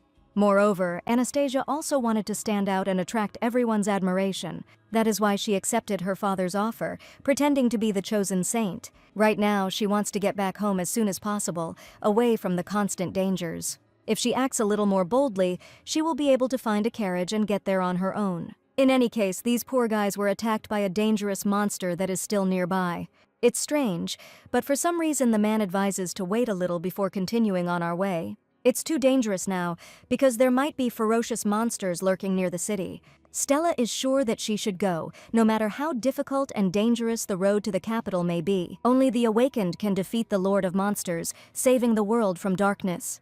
Otherwise, humanity will be wiped off the face of the earth, and demons will remain in their place. Mr. Mayor will certainly fulfill one small request for a great purpose. Stella would be grateful if he could provide several escorts to Uplino. Only the strongest and youngest are needed, otherwise there is no point in taking them on the road. 5 people would be fine, although she could accommodate 10 accompanying persons. In fact, Stella plans to make them her slaves by sucking out their life force. Only Anastasia can stop her, even though she is not truly awakened. Apart from her, no one else had the chance to see with their own eyes what escorts turn into. They will become more vampire food if the princess cannot change this. Without even thinking of a speech, Anastasia decides to draw the attention of future victims to herself. It turned out to be quite stupid, because she really doesn't know how to explain it to people. Stella begins to guess what the young foolish princess is up to. Just a second ago, the words were already prepared, but then they seemed to fly out of my head. Finally, the girl starts talking about the monster, without finishing the sentence. You need to somehow pull yourself together, otherwise the devil will make her move first. Anastasia just wanted to say that the monster really does remain outside the city. However, he can penetrate and then all the townspeople will become easy prey. Night hunting is the preferred method by which these creatures operate. Loud voices are heard in the crowd again. It seems no one believed the young princess. The mayor assures that no monster will be able to get through the crowd of guards. They will have to fight against trained fighters who have been through this many times. And yet, the girl is seriously worried not only about her life, but also about the life of every resident. After all, this is exactly what an awakened one from Interati who has become a saint should be like. Only now do residents realize that a real heroine is standing right in front of them. They had already guessed that the princess was not quite ordinary, but now everything was put in its place. Besides, the girl was quite modest, standing behind Mrs. Stella. Such a beautiful and graceful lady cannot lie by pretending to be awakened. The city mayor agrees to take her wishes into account, taking them into account. The city council will take action as soon as it gathers around the table at its next meeting. Thus, the girl manages to protect the residents of a peaceful city. No one present laughs at the sweet princess's proposal anymore. On the contrary, they continue to praise her wisdom, which is inherent in every awakened one. However, there is one in the crowd who will never forgive Anastasia for her vile behavior. A short time later, the girl had a very unpleasant conversation with Stella. The princess dared to spoil a perfect plan that was almost completed. Now it's worth explaining why she put on this stupid performance in the town square. Anastasia cared what people thought of them, which is why she revealed the truth about the monster. However, because of her, Stella will no longer be able to find a bodyguard and leave the city. Standing at the back of the crowd, she could have simply remained silent and gone unnoticed. Instead, Stella heard with her own ears how she urged the mayor to strengthen the city's security. She admits that she did not expect such a trick from the princess she had recently saved. Instead of gratitude, Anastasia only made her life more difficult, throwing up new difficulties. The awakened should help each other, not become bitter enemies. However, with her actions, she not only ruined the relationship, but also became Stella's rival. Stella doesn't like it when someone interferes with her plans, preventing her from completing a task. The princess probably guesses what this little trip might turn out to be for her. By the way, she knows very well that the princess was still an innocent girl. It is not surprising because the king keeps a close eye on his beloved daughter. By the way, Stella's favorite food has always been muscular men. She loves to watch these glorious heroes turn into dessert. However, Anastasia is a truly nice and pure girl. Moreover, she is still innocent, which makes her even more attractive. Handsome men are her favorites, but sometimes an exception can be made. Stella hopes that this explanation is enough to convince her to keep quiet. If she doesn't behave like a good girl, Anastasia will be the next victim. With these words, Stella silently leaves the hotel room, leaving the girl alone with herself. Surely the meaning of what was said would be quite clear to any beautiful girl, but in this case she's dealing with a monster, and it's best to understand that as soon as possible. After this conversation, Anastasia does not leave the room, fearing a new meeting. She already regrets that she so openly told the mayor about strengthening city security. The princess never trusted beautiful girls like Stella. Such girls consider themselves the center of the universe, believing that the whole world belongs to them. She is sure that the world will always be ruled by beautiful women. There is no point in denying it. And she is destined for a supporting role, which the princess cannot like. Suddenly she remembers one thing that somehow came to mind. It is known that only one girl could be a saint, being not only beautiful but also kind. If two qualities converge in one awakened one, it can only be she. Eulalia Liesel was always the most beautiful of all, and moreover, she smiled her kind smile. She was very shy, sensitive, and attentive, giving care to those close to her. The princess was very surprised to learn that her best childhood friend had suddenly disappeared. It will be simply wonderful if fate connects their paths again and she can see it. Be that as it may, she hopes for the best, because nothing should happen to Eulalia. In any case, every good princess always keeps faith in her heart. The next day she meets Stella again, slightly avoiding the girl. These are unnecessary measures. Stella will not touch her, which she assured last night. She just scared her a little after all. Stella wouldn't kill an awakened one. If even one awakened one disappears, the Demon King will not be able to be sealed. The princess is quite smart, especially when she doesn't do stupid things. In this case, they should agree among themselves and strictly adhere to the rules of the contract. In this case, Stella promises to personally deliver the princess home safe and sound. As long as she doesn't put a spoke in her wheel, nothing will happen to her. However, yesterday was the final warning, after which action will follow. It feels like with these words, she is driving a stake into the princess's poor heart. It turns out that the witch will not kill her as long as she simply gives her complete freedom. You can calmly accompany Stella and then pass her on to the real saint like a baton. Evlalia probably knows much better what to do in this case. Then everything will be exactly as it was destined from above, and the witch will get what she deserves. Realizing this, the girl's mood quickly changes, as if she had realized something. This suits Stella just fine. Any extra problems could only lead to another death. Now the princess needs to convince the city's residents that everything that was said was nonsense. In this way, she will receive permission to leave the city by order of the mayor. They are one step away from Uplino, where the main character has been waiting for them for a long time. Before meeting Mr. Atlas, Stella allows her to do whatever she wants. Having heard the hero's name, the girl tries to comprehend everything for a while. It's hard to believe, but she is about to meet the awakened one from Uplino himself. It's a bit strange to see such a reaction, as if the princess had read too many books. But if you think about it, she may be personally acquainted with Atlas, since he often appeared in the castle. Thanks to her father's work, Anastasia met this young man in childhood. From an early age, he wanted to become a knight and always pursued the most noble goals. How sweet that after so many years, this young man becomes the main awakened one. If she really wants, the princess can meet him in Uplino itself. He will certainly not refuse. Perhaps he still remembers the little princess he met as a child. All this talk sometimes makes me sick. Stella is not used to such sweet relationships. She asks to speak to the point because the meeting with the hero is not at all for romance. He is awakened only to join the others in destroying the Demon King. Ugly people should know their place because it is the heroes who deserve respect. Having said these words, Stella decides to use binding magic. It's strange that she did this because just recently they were having a nice conversation over a cup of tea. It feels like talking about Atlas is having a bad effect on this witch. Her mood changed immediately as soon as the princess told a story from her childhood. Stella demands that the hero's pure name not be pronounced with her dirty mouth. She won't tolerate this stupid scene happening again. Anastasia had no intention of talking about him constantly. She just remembered an old incident. Besides, she didn't say anything bad that could have ruined the mood so abruptly. Finally, Stella apologizes for being a little out of balance. So many things have happened lately that it's sometimes hard to contain your emotions. However, it wouldn't hurt to teach one little self-confident princess a lesson. The mean girl who has her eye on Mr. Atlas deserves what she deserves. Perhaps by turning her into an ugly toad, she will stop imagining herself to be the first beauty. With a body like that, no one would look at her, even if her dowry was half the kingdom. Anastasia could not even imagine that she would receive such a curse as punishment for pure nonsense. Meanwhile, Stella was quite curious to know what the crowd's reaction would be. She doesn't want this toad to come even a kilometer closer to the hero. The princess now smells of swamp mud in this state. A conversation with the hero is impossible. The curse will remain in effect until the awakened one leaves the capital. You'll have to get used to your new appearance because the crowd's attitude is too fickle. What is happening reminds Anastasia of a bad dream. She just wants to wake up in her own bed. However, the assembled townspeople look quite real, and they are also dissatisfied with something. The city's residents are sure that all this time the awakened one was an ordinary monster. A simple frog cannot be a saint, no matter what dress this creature tries on.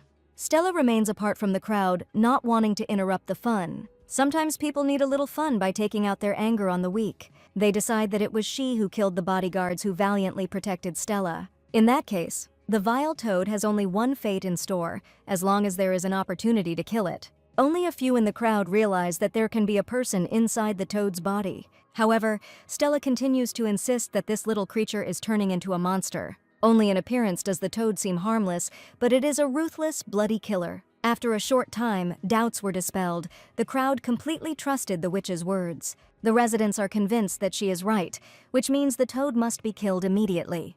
The princess pretended to be an awakened saint to carry out her dirty deeds. Besides, it's so slippery and disgusting that you just want to get rid of it. There is no one left in the crowd who would not throw a stone in the direction of the fleeing princess. It's hard to understand why they behave so cruelly towards the awakened one. Following the hail of stones, arrows rained down, piercing the soft frog's body. She just wanted to play the role of a saint, without any intention of causing harm. and then the real saint would awaken and do all the dangerous work. However, fate decreed otherwise due to the fault of one witch who imagined herself great. It's a pity, but even good intentions can turn into torment for the one who conceived them. It is Anastasia who becomes a monster in the eyes of the townspeople who do not see the truth. At this moment, the one who became the main instigator of the massacre appears nearby.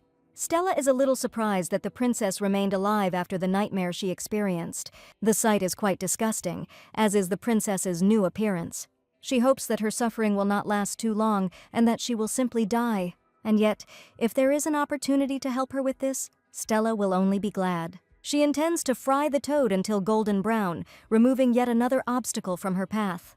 Stella is late in noticing the portal that led here from another space. It all happened so quickly that even the princess didn't notice anything. However, she understands that this miracle did not happen by chance. It cannot be called a simple coincidence that another creature emerged from within the portal. This creature is much stronger than the witch. It is not at all afraid of direct confrontation. On the contrary, the girl apologizes for arriving at the place a little late. And yet Eulalia is incredibly happy to meet the princess and one nasty witch who will soon be gone. A few minutes ago, she was in the Demon King's castle and noticed something strange. If this had happened earlier, the encounter with the maddened crowd could have been avoided.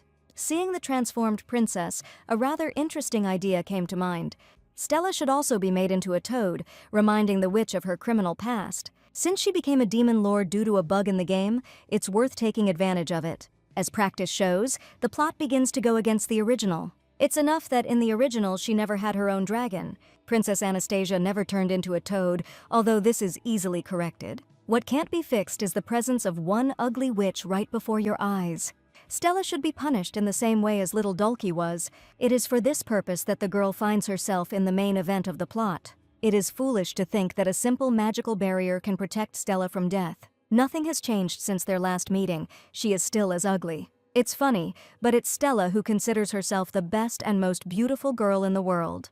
She doesn't need to know how Eulalia ended up here, she needs to be smart for that. It's a bit of a shame that she chose the path of destruction, abandoning everything pure. Eulalia suggests that she try on a new look, perhaps she will like the look of a toad. It is not difficult to understand why Princess Anastasia became her next victim. She acted like Dolka, killing anyone who was even slightly better than her. In this way, Stella got rid of anyone who could become a rival in the future. This girl always put her beauty first, protecting it with the help of dark magic. By sucking out life force, she fueled her own appearance with someone else's energy. One day, the witch even turned Eulalia into a monster, forcing people to kill her. There is one reason why she decides to let Stella know about the hurt of the past. The thing is that she has long dreamed of revenge, and the victim should know why she is being punished. After hearing the threats, she reminds him that she is awakened from Ortum. The power of a magical seal can protect its owner, especially if she is a powerful witch. Two advantages at once against one girl with a small dragon, it's even funny. Stella won't regret it if another stupid girl turns into an ugly toad. She directs the magical flow, charging it with powerful energy. Such strong demonic energy is quite capable of fulfilling threats. The problem is that Stella didn't take into account one detail, which is now more important than everything else. A witch can easily turn an ordinary person into a frog without the protection of magic. However, by directing the curse at Eulalia, she herself becomes a victim of this spell. In other words, Stella has no protective barrier against her own magic. Now she has to find out what it was like for all those who were turned into freaks by the witch. The only addition is that she will have to burn in hellfire forever. When a girl with an ugly heart burns in a fire, she smells terrible. Oswald suggests not to kill her so quickly because she caused a lot of suffering. There is no need to worry about this because she will not die, even if she really wants to. The witch has accumulated so much life force that these lives will last for eternity. And again, the mistress acted very cleverly, condemning the witch to eternal torment. It must be hard for her, having lost not only her pride, but also her former beauty. Meanwhile, there is a creature nearby that does not deserve punishment. The princess did nothing to be turned into an ugly frog. If before there was no one to help her, now the strongest awakened one is nearby. Perhaps looking at the pitiful sight, she sees herself as she was many years ago. Eulalia is not one to leave an innocent victim to die in agony. A second later, the princess turns back into a human, returning to her previous appearance. There is only one creature that can heal such terrible curses so easily. It is Eulalia who most closely resembles the saint whose role was played by Anastasia. She has not yet recovered from the horror she experienced, but she is quite capable of understanding some things. God took pity on her precisely because she had been a miserable creature all her life. Eulalia doesn't quite agree, because she came here only for one important matter. She's not interested in such small fry at all. The princess was simply lucky to be in sight. In other words, she would forever remain the ugly toad she had been transformed into. Anastasia should just return home and live a quiet life in the palace. Hearing this in such a rude manner, the princess will stop exposing herself to danger. Otherwise, she will go back to her old ways, wanting to become awakened. Having said these words, Eulalia returns to the portal, hoping to never meet again. However, the seal says only one thing: the girl is truly awakened. Perhaps Anastasia was doing something wrong if the awakened one did not accept her. I really don't want to go back home, feeling like a worthless creature again. All her life she dreamed of becoming like this girl, saving humanity from demons. Eulalia is lucky in some ways, because she doesn't know the feeling of complete uselessness. Instead of feats and glory, she has to constantly be the shadow of another famous person. But after so many years of self-forgetfulness, the princess became bored with such a pathetic role. She is truly of no use to anyone, being only a small fry in the eyes of the great. The same cannot be said about Eulalia, who was a special person from the very beginning. The princess cannot understand why she is worse and why fate treated her so cruelly. Anastasia would also like to have holy power, using it for the benefit of the whole world. Being special may not be easy, but it's worth sacrificing a lot for. Heading deeper into the forest, she doesn't notice the surveillance that has been going on nearby for a long time. The script has changed, and Anastasia will not remain in the role of an ordinary person. However, Atlas was quite prepared for such a development. He only needed to do one important thing. Thus, in a short time, Eulalia was able to take revenge on the two awakened ones. Oswald is glad that his new mistress was especially generous after his brilliant victories. She really did everything on time and even exceeded the original plan a little. Dulcie became the first scoundrel to experience the full force of her revenge. Now Stella has been added to the list, and she no longer looks like an attractive girl. However, before that, she managed to deal with her father and stepmother, reminding the Count about the silver scissors. By burning the entire mansion to the ground, Eulalia was able to avoid unnecessary casualties. Punishment befell only those who had long deserved to become the target of revenge. Meanwhile, the dragon also managed to show himself by putting on a fire show in the village. Oswald was not at all selective, sparing no settler. This task was the first, and the pet completed it in the best possible way. Revenge can be quite a fun thing if you approach it correctly. The dragon intends to continue helping to get even with those who offended its mistress in the past. It is sad that she had to suffer so often, dying and being reborn hundreds of times. The only question is whether her life will change if Eulalia can take revenge on everyone. She's not very happy right now, but maybe things will change for the better in the future. We just need to take revenge on everyone who has crossed the road at least once and caused harm. There are quite a lot of such people, and fortunately, she has a lot of time for new fun. Oswald suggests thinking and making a plan on who to start the next revenge with. He's sure the next target must be someone truly terrible. For example, the main awakened one is quite suitable for the role of the worst villain. However, she repeated many times that this brave man would be the last on the list of victims. There are still many people on whom the new power can be tested. Each of them killed the girl in a different way, resorting to cruelty and torture. At this moment, she notices something strange, which she did not pay attention to at first. The city was located near the Demon King's castle, which meant it was within easy reach. Some events you don't want to remember. This was one of those events. There is a secret sect in that city. They call themselves the followers of the Great Demon.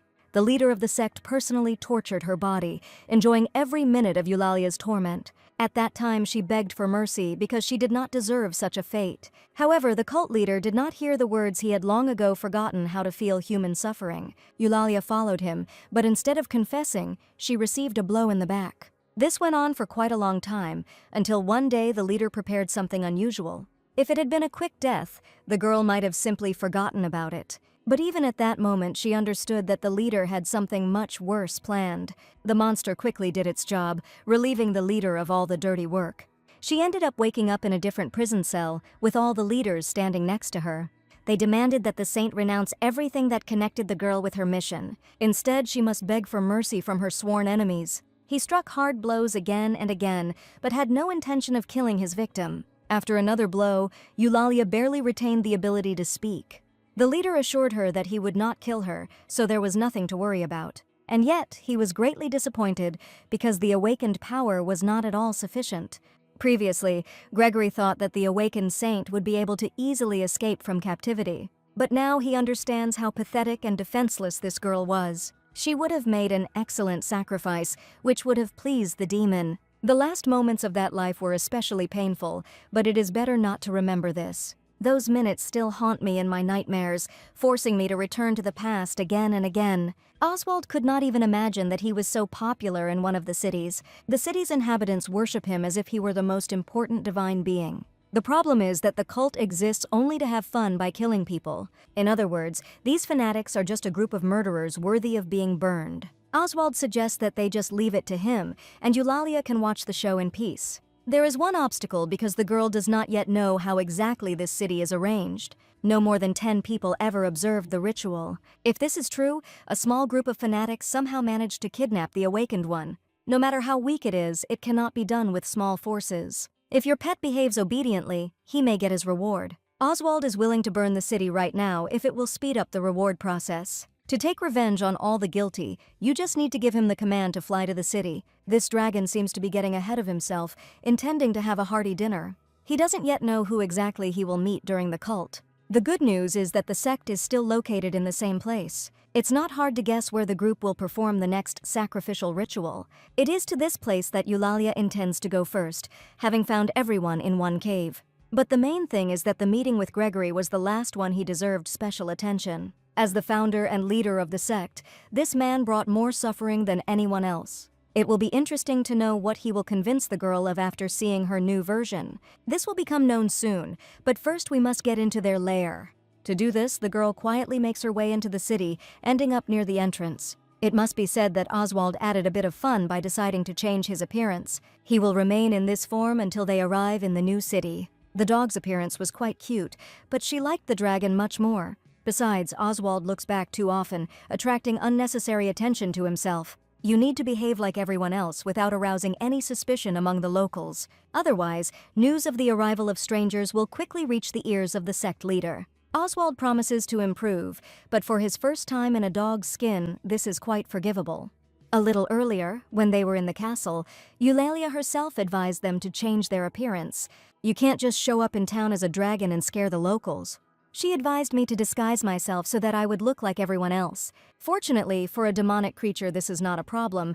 For example, one can become a dog. The problem was that even in his dog form he stood out too much in the crowd. Usually, a dog cannot stand on its hind legs, cross its arms, or talk to its owner about anything. Such a dog stands out much more than an ordinary demonic creature. This way Oswald will fail the whole plan, and they have to sneak into the lair unnoticed. It seems that one remark is enough to understand this. The more natural Oswald behaves, the greater the chances of a successful mission. Eulalia herself hasn't been in the city for a long time, so she'll also have to change her image a little. Meanwhile, the city seemed quite remarkable, if you don't count the local fanatics. The buildings were quite reminiscent of those in the capital, except that they were a little smaller. However, this feeling only arises at the beginning. Over time, you understand the city much better. The legendary Awakened One and his squad rule over this area. This squad is known for its power, being a strong competitor for many. During the Great War, they managed to seal the Demon King fairly quickly. After this, major changes occurred, opening up dungeons for the first time. The first dungeon contained a huge amount of rare metals. The Awakened Demon King was sealed again by the Awakened Ones using a special weapon. Thanks to this, the local ore gained great popularity and was used to improve the city.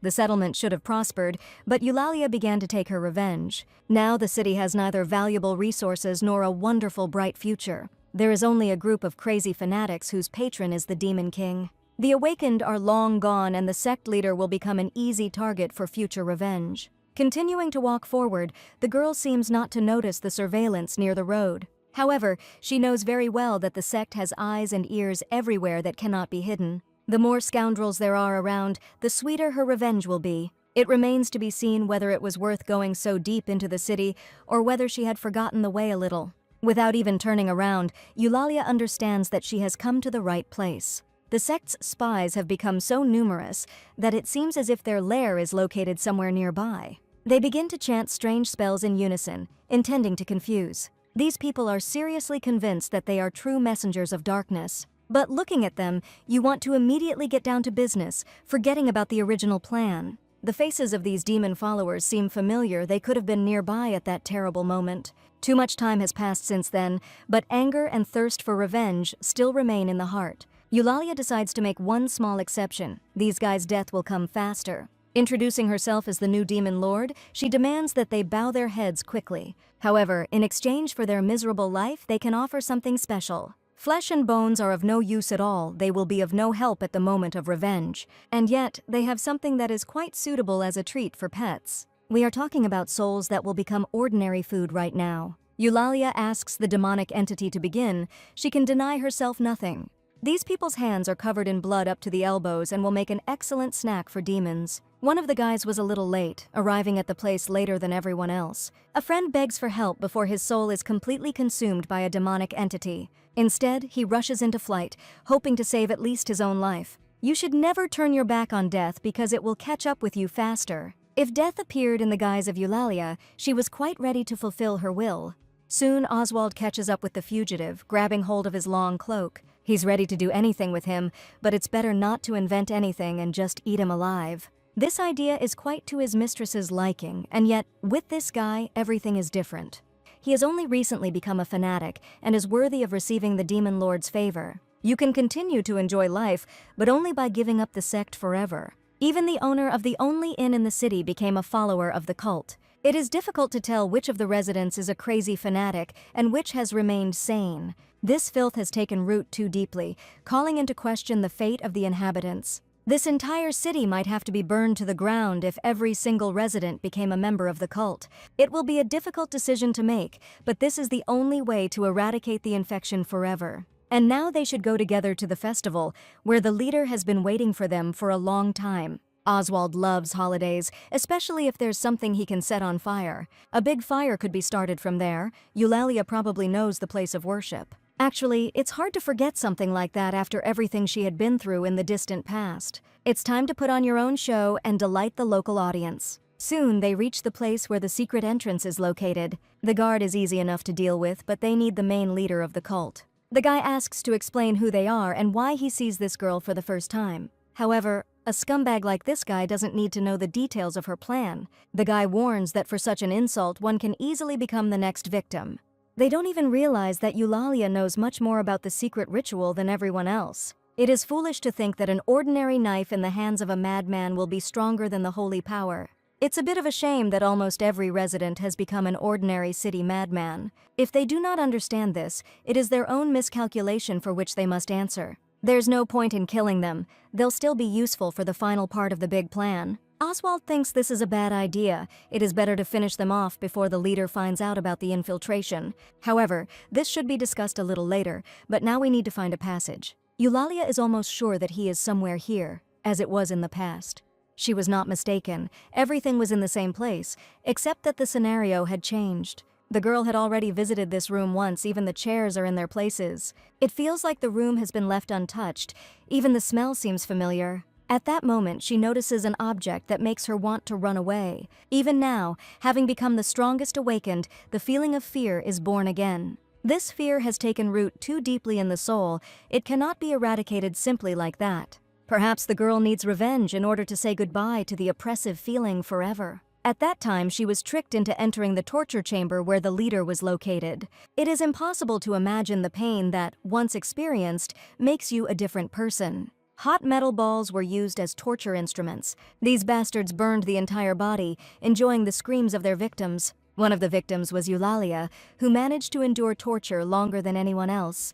Meanwhile, the guys were discussing out loud which place on the body to burn next. The shoulder remains intact, which means it fits perfectly. They wanted to hear again and again the screams that a person can only make once. However, if you try hard enough, you can hear a similar cry twice. After all, the girl has two healthy eyes that are still able to see. A second later, she notices the tip of the blade, and then the irreparable happens. This is exactly what the sadist told his friend when he spoke of the inhuman scream. Strangely enough, Eulalia's scream was much quieter than that of all the other victims. He decides to try another method, using that same hot ball. With its help, you can enjoy a louder scream by slowly burning out the pupil. It must be said that the second attempt was even more terrible than the first, and it is this one that most often comes to mind. The seal itself seems to call for action, but now we need to wait a little. She would still have time to calm her anger by meeting with the cult leader in person. Everything these madmen preach is a mere pretext for bullying the weak. However, she has become much stronger, and now the story will have a different ending. She was once forced to play a very stupid game, unaware that she had brought on death herself. At that moment, the sound of running water was heard from somewhere far away. If the sound comes from below, it means there is another floor in the building that was not known about. She decides to go downstairs, although it's strange, because previously the rituals took place on the first floor. After walking down a few steps, she smells a strong smell of sewage. A little more, and the girl will find herself in her distant past, which she always wanted to forget. The smell gradually changes, and some strange aroma is added to it. It feels as if Eulalia knows this smell well, and it only gets stronger. She had already descended these stairs once, but the sensations were completely different. At that moment she was terribly scared. Even now her hands shake a little from the memories. It is difficult to suppress the trembling when recalling the events that took place in this cursed place. And yet, since she intends to avenge her suffering, she must move on. Suddenly the girl stops in her tracks, realizing that it was no coincidence that the smell seemed so familiar. More than anything in the world, she fears reliving what she once experienced in the cell. However, the game turned out to be even more brutal, throwing up another challenge. There is no doubt that this prisoner is not an ordinary victim of a demonic sect. Right now, on the other side of the cage, there is a man imprisoned who painfully resembles Eulalia herself. The girl sees herself, or rather, sees what these scoundrels did to her. The dream becomes a terrifying reality. She comes face to face with her past life. The mutilated body of the victim with the eyes burned out is what they did to Eulalia. Perhaps this was the effect of poisonous herbs that were prepared in advance by the sectarians. Be that as it may, it worked, and they were able to achieve the desired effect. From fear, my legs begin to give way. My whole body becomes soft as cotton wool. Another moment and the girl will collapse to the floor under the influence of the smoke from the poisonous herbs. You need to keep yourself in hand, remembering that the meeting with the main culprit has not yet taken place. Gregory must get what he deserves, otherwise all her past suffering will be meaningless. And yet it is unclear why she sees herself so realistically, as if this is really happening.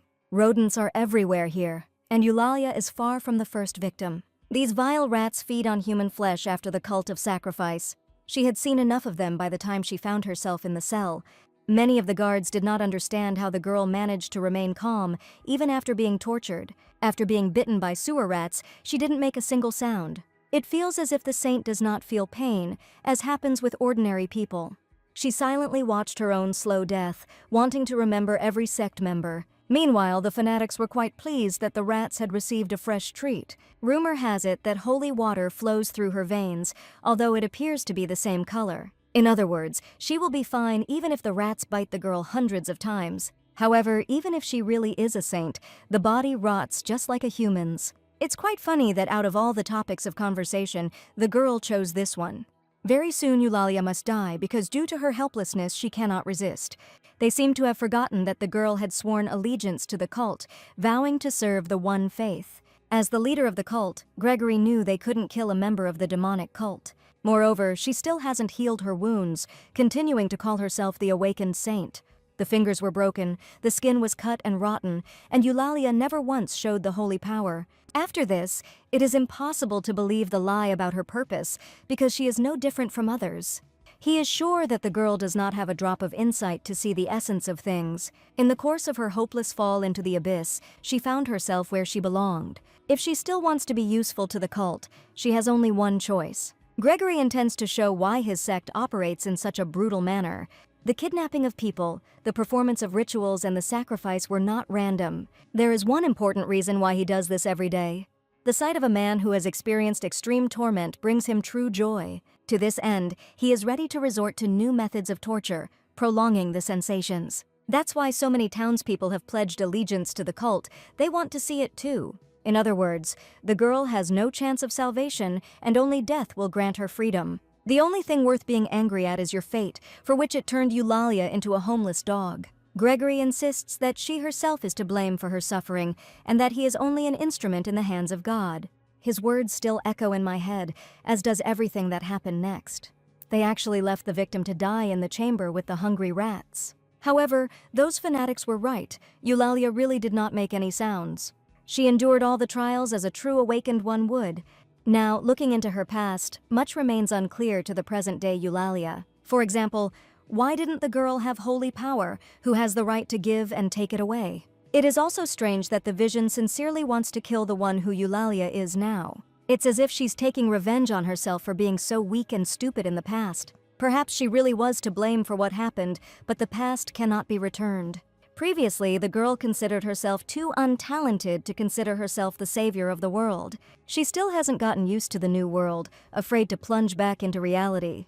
But most importantly, at that time the girl was convinced that she sincerely loved the main character. Perhaps there were true feelings, because Atlas reciprocated many times. Only after his betrayal did she realize that the relationship was just a stupid game. Otherwise, he wouldn't have killed his beloved right in front of the Demon King's castle.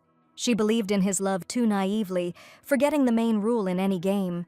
In the past, Eulalia behaved too self-confidently. She thought the world was kind and bright. Perhaps this is the reason why she was given the role of the saint, because of her gentle nature. She always became an outcast, ending her life in painful death thousands of times. This is why the past version so fiercely wants to get rid of the present one. She strives to break off the path forever, going to the bottom along with the memories of the past. And yet, it is too early to leave this place. The sinners have not yet received vengeance. These illusions are clearly inspired by herbs with a strange, poisonous aroma. Eulalia understands that she needs to come to her senses as quickly as possible before history repeats itself. Under the influence of the herbs, she may lose consciousness, waking up again in the torture chamber. We can't let the cultists take over her body. It always ends the same way. Noticing that the hostess has begun to hallucinate, Oswald interrupts it in time. At times like these, it's especially sad that this pet wasn't there during your first life. Eulalia would have been much stronger, and many deaths could have been avoided. As usual, the dragon was happy to be of use to his contractor. He explains that it is due to poisonous plants that were left here on purpose. When herbs are burned, dangerous smoke appears in the air and spreads throughout the space. It begins to influence the human mind, forcing it to see what is not there. It's hard to understand what she saw in this place, but there's no need to worry about it. Now it's all over. The pet has already broken the incense burner and saved Eulalia's life. Thus, for saving the contractor, he is entitled to a small reward. Having risen to her feet, the girl begins to gradually put her thoughts in order. The hallucinations seemed so real, as if everything was happening for real. Perhaps she really believed in the protagonist's love. The illusion didn't lie about that. The vision created by the subconscious was able to put an end to many questions. After all, the thoughts belonged to her, but before, Eulalia had carefully hidden them somewhere deep inside. This strange vision condemned her, reproaching her for excessive carelessness. In fact, the girl is not so careless now as to repeat the mistakes of the past. She behaves much more cautiously, although she should have foreseen the trap with herbs in advance. Oswald is a little surprised that the saint fell for such a ridiculous trick, almost falling into their hands. But as long as he is nearby, you can be completely confident in the dragon's support. Even such a small dragon can sometimes be of great benefit. Right now, the results of all her past decisions are collected here. Sometimes it was painful when Eulalia lost loved ones and friends turned out to be traitors. However, by regretting the past, we deprive ourselves of the present, and most importantly, we deprive ourselves of the future. It's stupid to argue with a pet. He really knows a thing or two about this life. And yet, the girl asks not to talk about it so pompously, as if he were a seer. Eulalia understands perfectly well that she would not be able to take a single step if he were not nearby. Noticing the perfectly cooked rat, the dragon asks permission to eat it. Eulalia can agree to a lot, but she doesn't want to see it with her own eyes. Even if he ever takes human form, he is forbidden to eat rats. It's time to get down to business before the sect starts another sacrificial cult. Oswald reminds them that once every few years they perform the moonlight ritual. This is a grand ritual of summoning demons to whom the captured victims are fed. Apparently we are talking about an eclipse, so the meeting place was moved a little. In the dungeon of the great cathedral, a decisive ritual must take place, where the main demon will be present. Of course, such large-scale rituals are not carried out without the participation of a leader. It's a little strange that a newborn dragon knows so much about a demonic cult. She asks him to speak in advance if important facts come to mind. As usual, the pet wants to be the first to get the tastiest thing. He suggests not to delay this, because their strength is quite sufficient to overcome the crowd of fanatics. Even if they manage to summon a demon, this creature can be saved for dessert. Eulalia still remembers the first meeting, when Oswald wanted to get a new name. He claimed that he was no longer part of another monster, but had become independent. There is no need to worry, because once he has signed a contract, he will not be able to attack his master. In the past, she could have also signed a contract, but for some reason she refused to do so. Only now does the girl understand how important it is to have a loyal ally. It is unlikely that Oswald will betray her in the same way as he did with everyone else. Noticing that she is standing still, the pet suggests speeding up her pace a little. From the very beginning, Eulalia was sure that her pet would never want to bother her. Up until this day, he has always supported her and helped her as best he could. If Oswald hadn't saved her right then and there, it's scary to think what could have happened. Such confessions are pleasant to hear for everyone, but it is unclear what she is getting at. At this point, Eulalia first proposes the true name contract. Nothing special, they will just exchange their true names. In response, Oswald suggests simply calling him by his first name, avoiding unnecessary farce. She expected a slightly different reaction, because for a dragon, this is a great honor. A being that possesses a person's true name becomes much stronger. Such a strong future connection makes his dragon heart beat faster. It's very sweet, but it seems the dragon got it a little wrong. Oswald admits that he simply wants to be near her, without parting for the rest of his life. He's just trying to say that he doesn't want to be abandoned when the contract expires. Something similar is usually said by a prince who confesses his love to a princess. Oswald continues to claim that he will forever fulfill her every wish. For example, he could easily burn another village to the ground if that were her will. Eulalia had no intention of burning down the village, but her confession of loyalty was quite convincing. Yet, the true name contract will elevate Oswald above other beings. Now they will be able to address each other by their real names, bypassing all formalities. This takes the relationship with the contractor to a higher level and strengthens the bond. By saying her name out loud, Eulalia swears to honorably fulfill her contract with Oswald. For the first time in her life, she reveals the true name that was in reality. He is the first and last being to be given such an honor. From this moment on, they are connected by much more than the simple benefits of cooperation. Violating the true name contract is strictly forbidden, as it will bring a curse upon the offender. Oswald likes her real name much better. It really is very beautiful.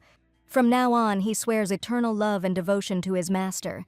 Oswald is happy that this girl becomes his permanent owner. It's time to test how long the cultists can hold out in battle against the new alliance. In any case, Oswald's strength should be increased by the contract. Eulalia suggests simply putting an end to the stupid sect, leaving their leader for dessert. Meanwhile, everything was ready for the beginning of the ceremony. Only one detail was missing. It became increasingly difficult to kidnap people as new victims, as every inhabitant of the city belonged to the cult. In the end, there was not a single citizen left whose hands were clean from the blood of the innocent. However, the neighboring villages were still full of inhabitants, and it was there that Gregory obtained new victims.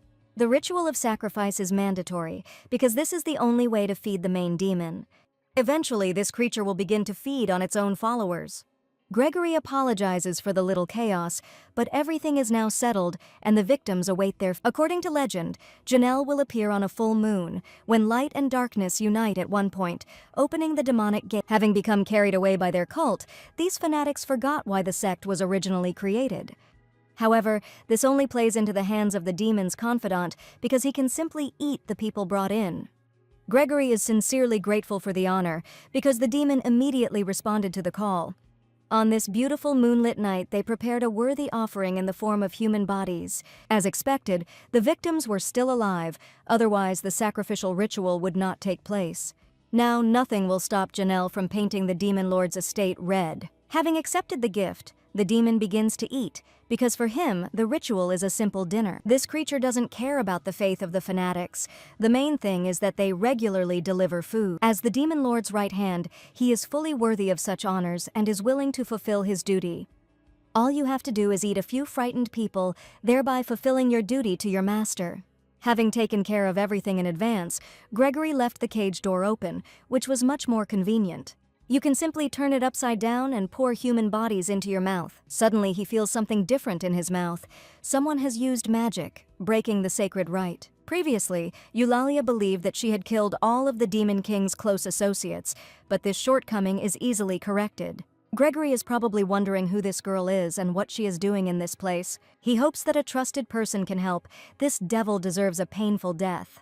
The guy demands that she immediately state her name and answer what made her come to the estate. No one gave permission to appear in the place where the most important ritual had already begun. During the entire rituals, Janelle sees this strange girl with a dragon for the first time. She acts as if she is not at all afraid to look the demonic creature straight in the eyes. Unlike many, Eulalia was not here to become a victim along with those unfortunate ones. By the way, her pet didn't like the demon either, although they have quite a lot in common. This is the first time Oswald has seen this assistant of the Demon Lord, but it is quite clear why he became one. He is surely the most brutal of all the monsters that the Overlord has at his disposal. In that case, it's worth reminding him who became the new Demon Lord after his reincarnation. Using holy power, the girl quickly restrains the monster's body, preventing it from attacking. He asks for mercy, because no one warned that the Demon Lord had been replaced by a girl. If he had known about this a little earlier, Janelle would not have resisted and would have simply bowed his head. And yet, Eulalia hates more than anything those who so easily betray their former allies. Even if the Demon Lord is her enemy, she despises traitors too much. Only in the past could Eulalia make a deal, but now anyone who stands in her way will only face death. The monster's body falls apart before the eyes of those who had recently worshipped it. Gregory realizes that a new creature has appeared in the world, much stronger than an ordinary demon. Before he died, Janelle called this girl the Demon Lord, which meant they should worship her. The dragon that made a contract with a human is further confirmation of these words. It turns out that all this time Gregory was conducting cults, dedicating them to the wrong people. Addressing a crowd of followers, he asks them to remember this moonlit night, which will change the life of the city. Finally, the prayers were heard and the true Demon Lord appeared before her subjects. On this significant day, it is worth thanking the Queen by paying her honor. Gregory was deeply honored to offer this modest gift as a sign of his willingness to serve. Only faith in the coming of the mistress kept them waiting, without ceasing the rituals. But today they are rewarded for their patience, after which they will stand on top of the world together with the mistress. Immediately after this, the crowd of cultists chant her name in unison, calling her the true Demon Lord. It's nice to hear so much praise from those who will soon turn into a baked stew. They seem not to understand that by betraying the previous overlord, the cultists are completely deprived of protection. They seem to be so eager to see her abilities that they are willing to show her a couple of tricks. They dare to force her to play in this stupid performance, not realizing what torment they are condemning themselves to. After all, feigned devotion always irritated Eulalia, especially on behalf of traitors. Today they will witness a rare scene of a meal, only others will be feasting at this feast. At first, everything was great, and the fans were just waiting to see how the grand show would end.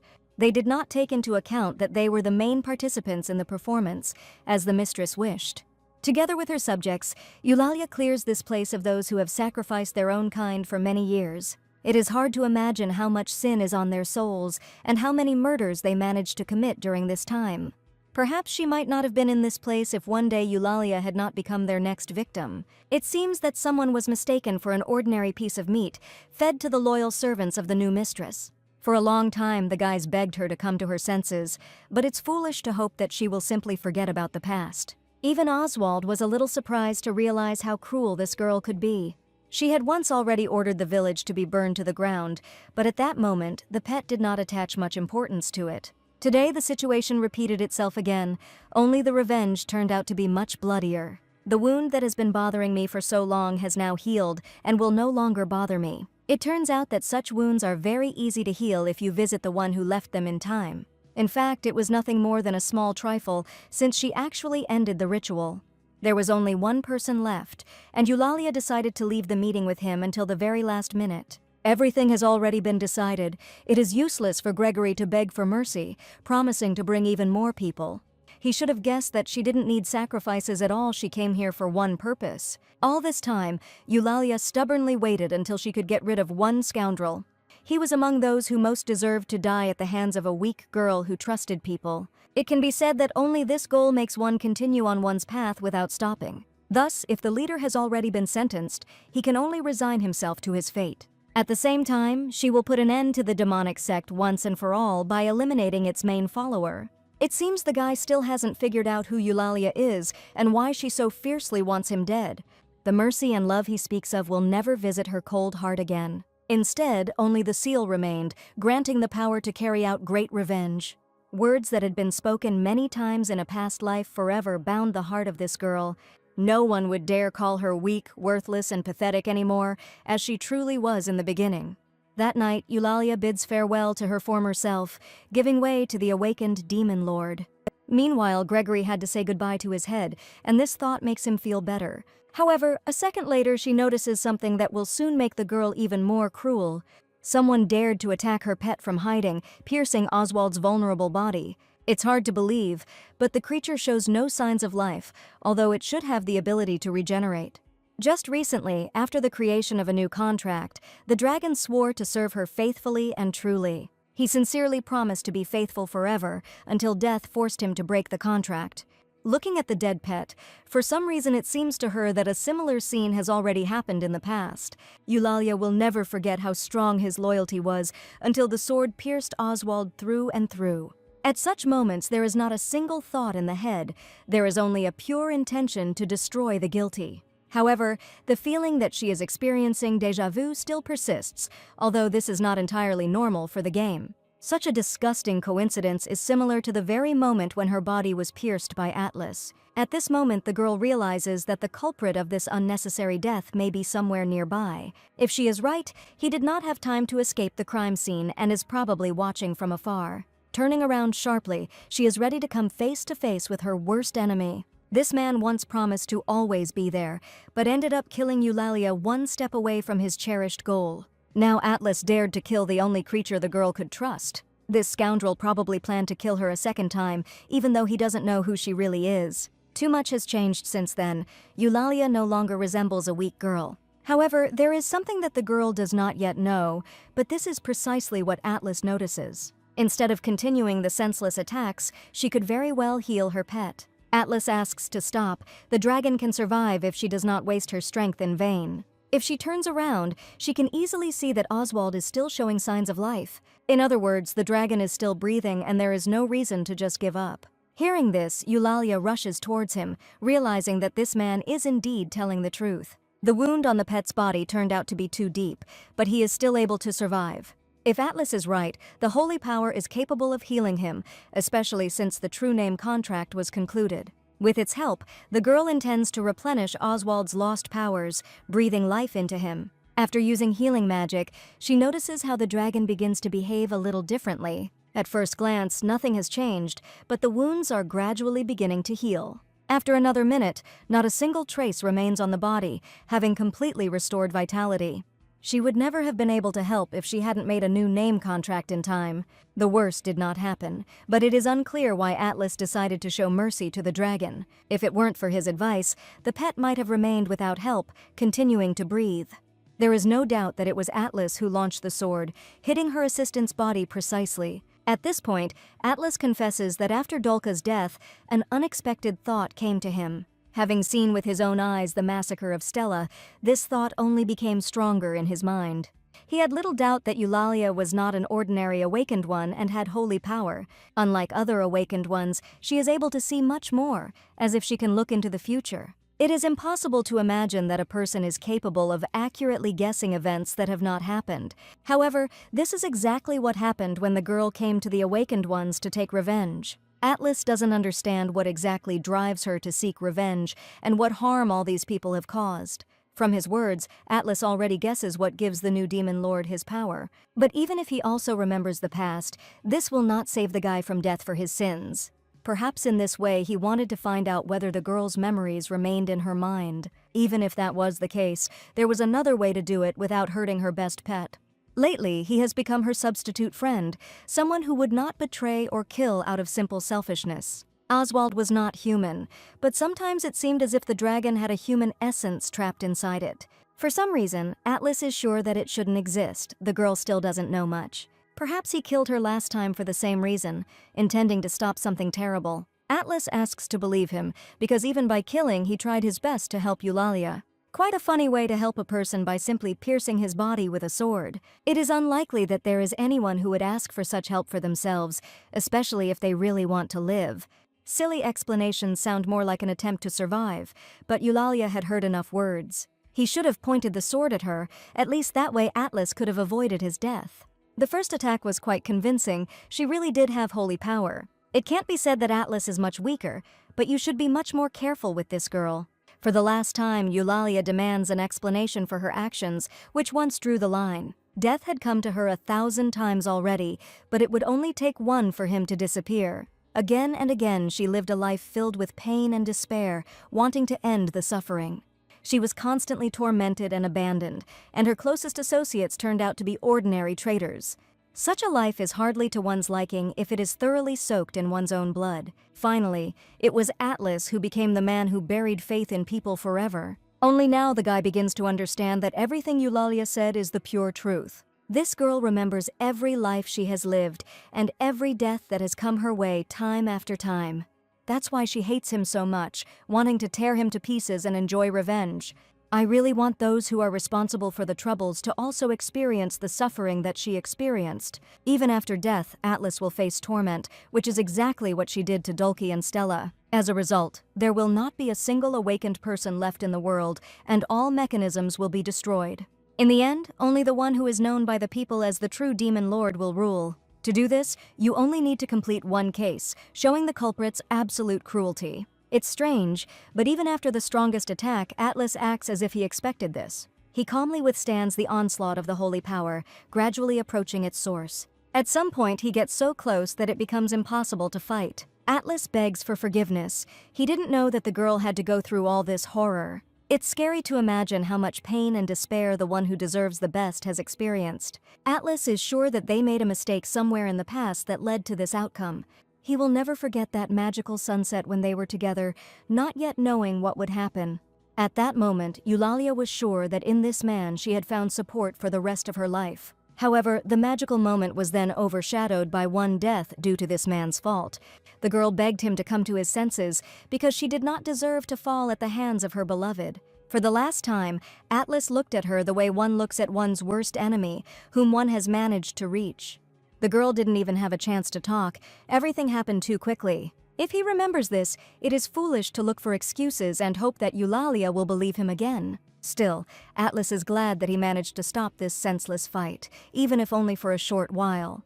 Thanks to her, he finally understood what he should do after so many years of running from himself. She doesn't know it yet, but something very important is about to happen in their shared future. Atlas promises to always be there, no matter how strange this promise may be. One day, Eulalia will be able to understand his actions and, perhaps, forgive Atlas for that terrible evening. After a second, she begins to realize that Atlas is using teleportation magic. In his past life, he didn't know how to use such magic, which means the plot changed again. Before the hour of truth comes, he offers to follow him to find her.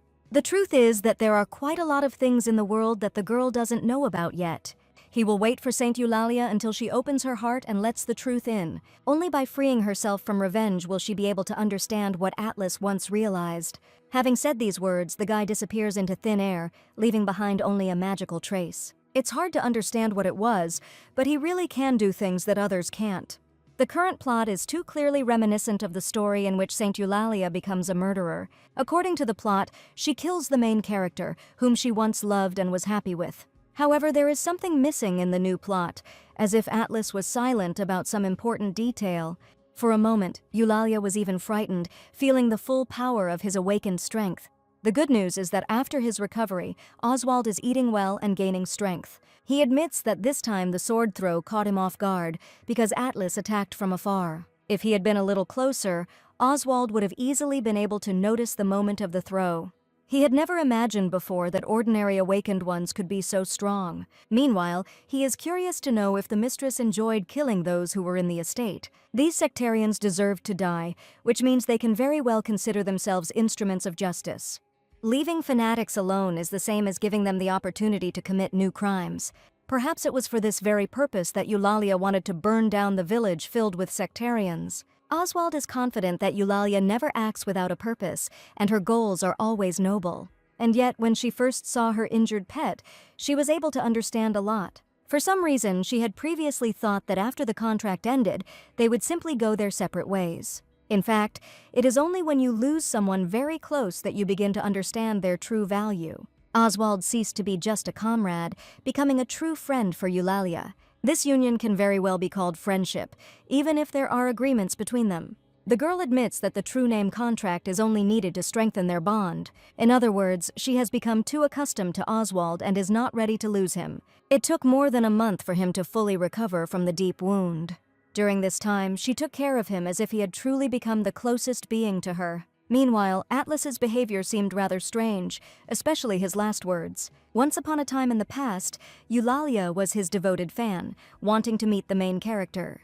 The sympathy and love were so obvious that the girl didn't even try to hide it. Soon there was no trace of love left, and in its place came real hatred. Since then, she has been determined to take revenge on her old love by turning Atlas into nothing.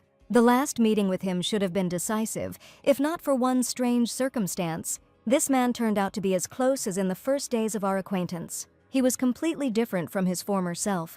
Even his look had become somehow different. Since the goal of the game is to defeat the Demon King, it's possible he simply can't leave. However, if that were the only point, Atlas could have acted much more simply. It is worth remembering that Eulalia has not yet had time to meet the other awakened ones. They also fully deserve revenge. You just need to manage to catch them in their old place.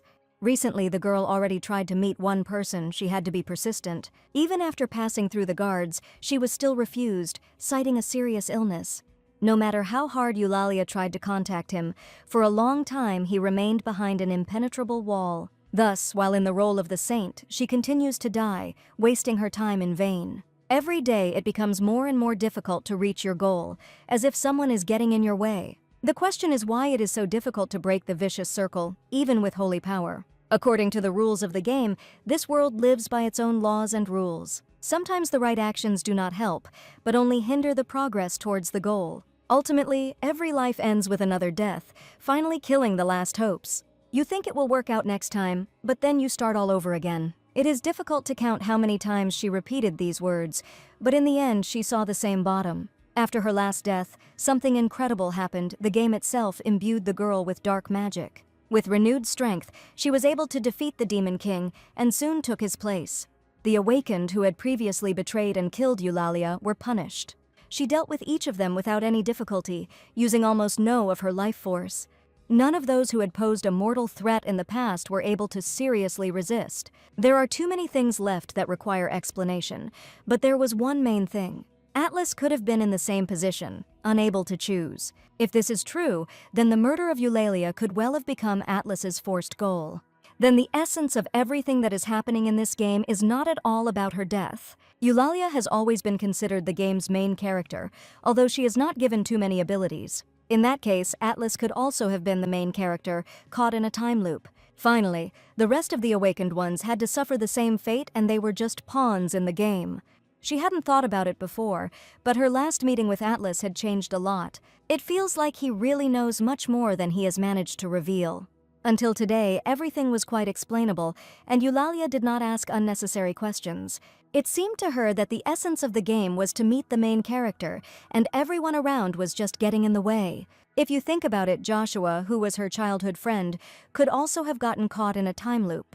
The same could have happened to Archbishop Chris, whom the girl met at the beginning of the game. Ilchan was less visible than others, but this version is also worth considering. Although Eulalia can see any of them, for the time being she decides to postpone the meeting. It will be interesting to know what they are thinking about now and how they will feel when they meet her again. Atlas said that she would have to get to the bottom of the truth herself if she wanted to understand everything. We can say that the new goal has already been chosen. There are only a few things left to do. First, she intends to meet Joshua, although she hasn't decided whether to kill the guy. Opening the location, she sees the same young man, as if his face had not changed at all. However, now he looks a little worried. Perhaps there are some reasons for that. The dragon might just burn down his house if Eulalia was planning to do something similar.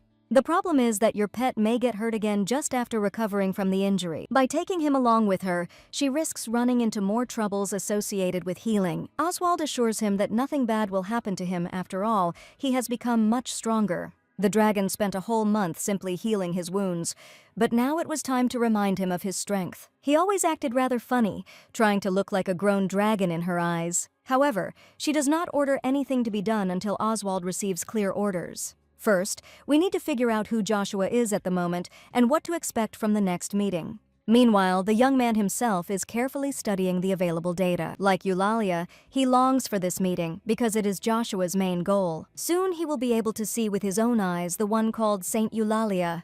The good news is that the girl herself decided to fall into his hands, only making the task easier. Looking at her, he understands time and again that only this girl can become his true mate. It looks like the guy just fell in love, pretending that he was just doing another task. An hour later, Eulalia finds herself near the castle's central gate, hoping to get inside. However, today, the entrance will be closed to the people the knight asks the residents to go home. Anyone who approaches the gate will be considered a malicious violator of the law. If a madman values his life, he should listen and abandon his stupid idea. It's a shame that this happens just when the girl is planning a meeting with Joshua. Surely there must be a way to get into the territory without getting past all the guards. The girl introduces herself by her real name, wishing to convey a request to the great sage. The girl really does resemble that very Eulalia from Liesel's family, who was supposedly kidnapped by monsters. The knight promises to report her visit, asking her to wait outside the gate for a while. Thanking him for his help, she decides to do it herself, so the guys don't have to worry about anything. After all, she is not a member of the people and has the right to enter the territory. After all the persuasion, the guard only watches her go, not daring to stop the famous person. It seems that this castle was quite safe, except for its main occupant. The first step is taken quite quickly, but on the way to Joshua they will have to endure a lot. It is known that he is not used to walking without protection, consisting only of the strongest. Eulalia asks you to be prepared for difficulties. This time the journey will not seem like an easy walk. Still, no one expects a monster to attack from the sky, so this can be taken advantage of. It is important not to lose your vigilance, otherwise a surprise attack will end in too quick death. If Oswald were to be seen by the locals, trouble would start much faster. You need to transform into a different animal, merging with the familiar environment of this city. Having accepted the order, he instantly chooses a new look that will please any girl. In the form of a cute, fluffy cat, he can easily wander around the city without attracting attention. However, there was something about his new appearance that stood out, as if Oswald had gone a little overboard. Last time, Eulalia already said that pets walk on 4 legs. There were also too many tails. It was enough to just leave one of them. Oswald claims to have personally seen a cat with multiple tails when he was in the Demon King's castle. And yet, that cat was completely different. There is no need to look for excuses for your mistake. He might be interested in knowing what a normal, ordinary cat with 1 tail looks like. It's pretty boring, but the locals certainly won't be able to tell the difference. Oswald will show all the other forms another time, but now she just asks to be a cat. Eulalia was not surprised to learn that the meeting with Joshua was postponed until tomorrow. It is quite difficult to meet this person, as if he always avoids people. The assistant reports that the gentleman recently left for another city on urgent business. Nothing new. She had been refused in a similar way many times, with the simplest excuse found. And yet, the gentleman left a letter written especially for the castle's new guest. Joshua was concerned about her sudden disappearance, giving her a letter in case she returned. For the first time in the game, she receives a secret message, which is quite curious. The young man began to behave differently, and most likely he knows much more than before. There was nothing special in the letter. Joshua just wanted to see Eulalia as soon as possible. Whatever her plans, he would return in 3 days, hoping to find her here. Makate was ordered to ensure that the girl was greeted as an honored guest and taken to her room. At the end of the message, he introduces himself as her closest friend, although she no longer believes in friendship. Makata apologizes for the late introduction, but she didn't want to interrupt the reading of the letter. The only strange thing is that the second page of the message turned out to be blank, as if it was waiting for a response. Touching it, Eulalia feels a weak magical power left by the owner. Perhaps in the original story they corresponded frequently, and he cast a sealing spell. If this is true, then Joshua must have reasons for hiding secret information from other people. In addition, it served as a kind of notification that the message had been read. At this moment, new lines that were not there before begin to appear on the blank sheet.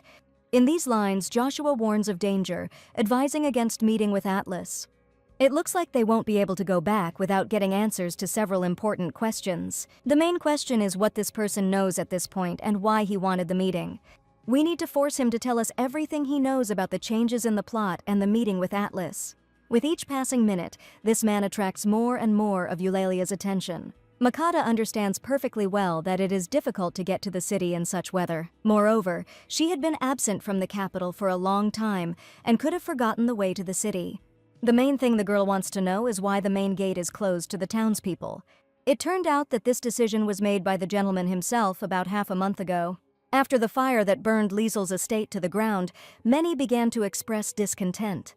The actions of the royal family raised too many questions. It could well cause a rebellion. Therefore, at the moment, only carriages of nobles and carts with goods are allowed into the city. It turns out that those in power simply abandon their own people to their fate. But not all common people are so stupid as to turn a blind eye to all problems. Oswald notices a curious piece of news about a girl who turned into a frog. Most likely, Anastasia was passed off as an awakened saint for fear of social unrest. In that case, I even feel a little sorry for the girl. She really wanted to help people. However, now we need to think about something completely different until the meeting with Joshua takes place. Eulalia must remain true to herself without being distracted by the fate of a stranger. Besides, it is hard to believe that a sage can read such a vulgar newspaper. The head of the magic tower came from Amana as a boy to take his father's place. The great sage wields incredible power, according to the original storyline before the game's bug. He claimed that he would have become awakened if he had been born in Ortum. I remember Joshua often talked about traveling the world together and things like that.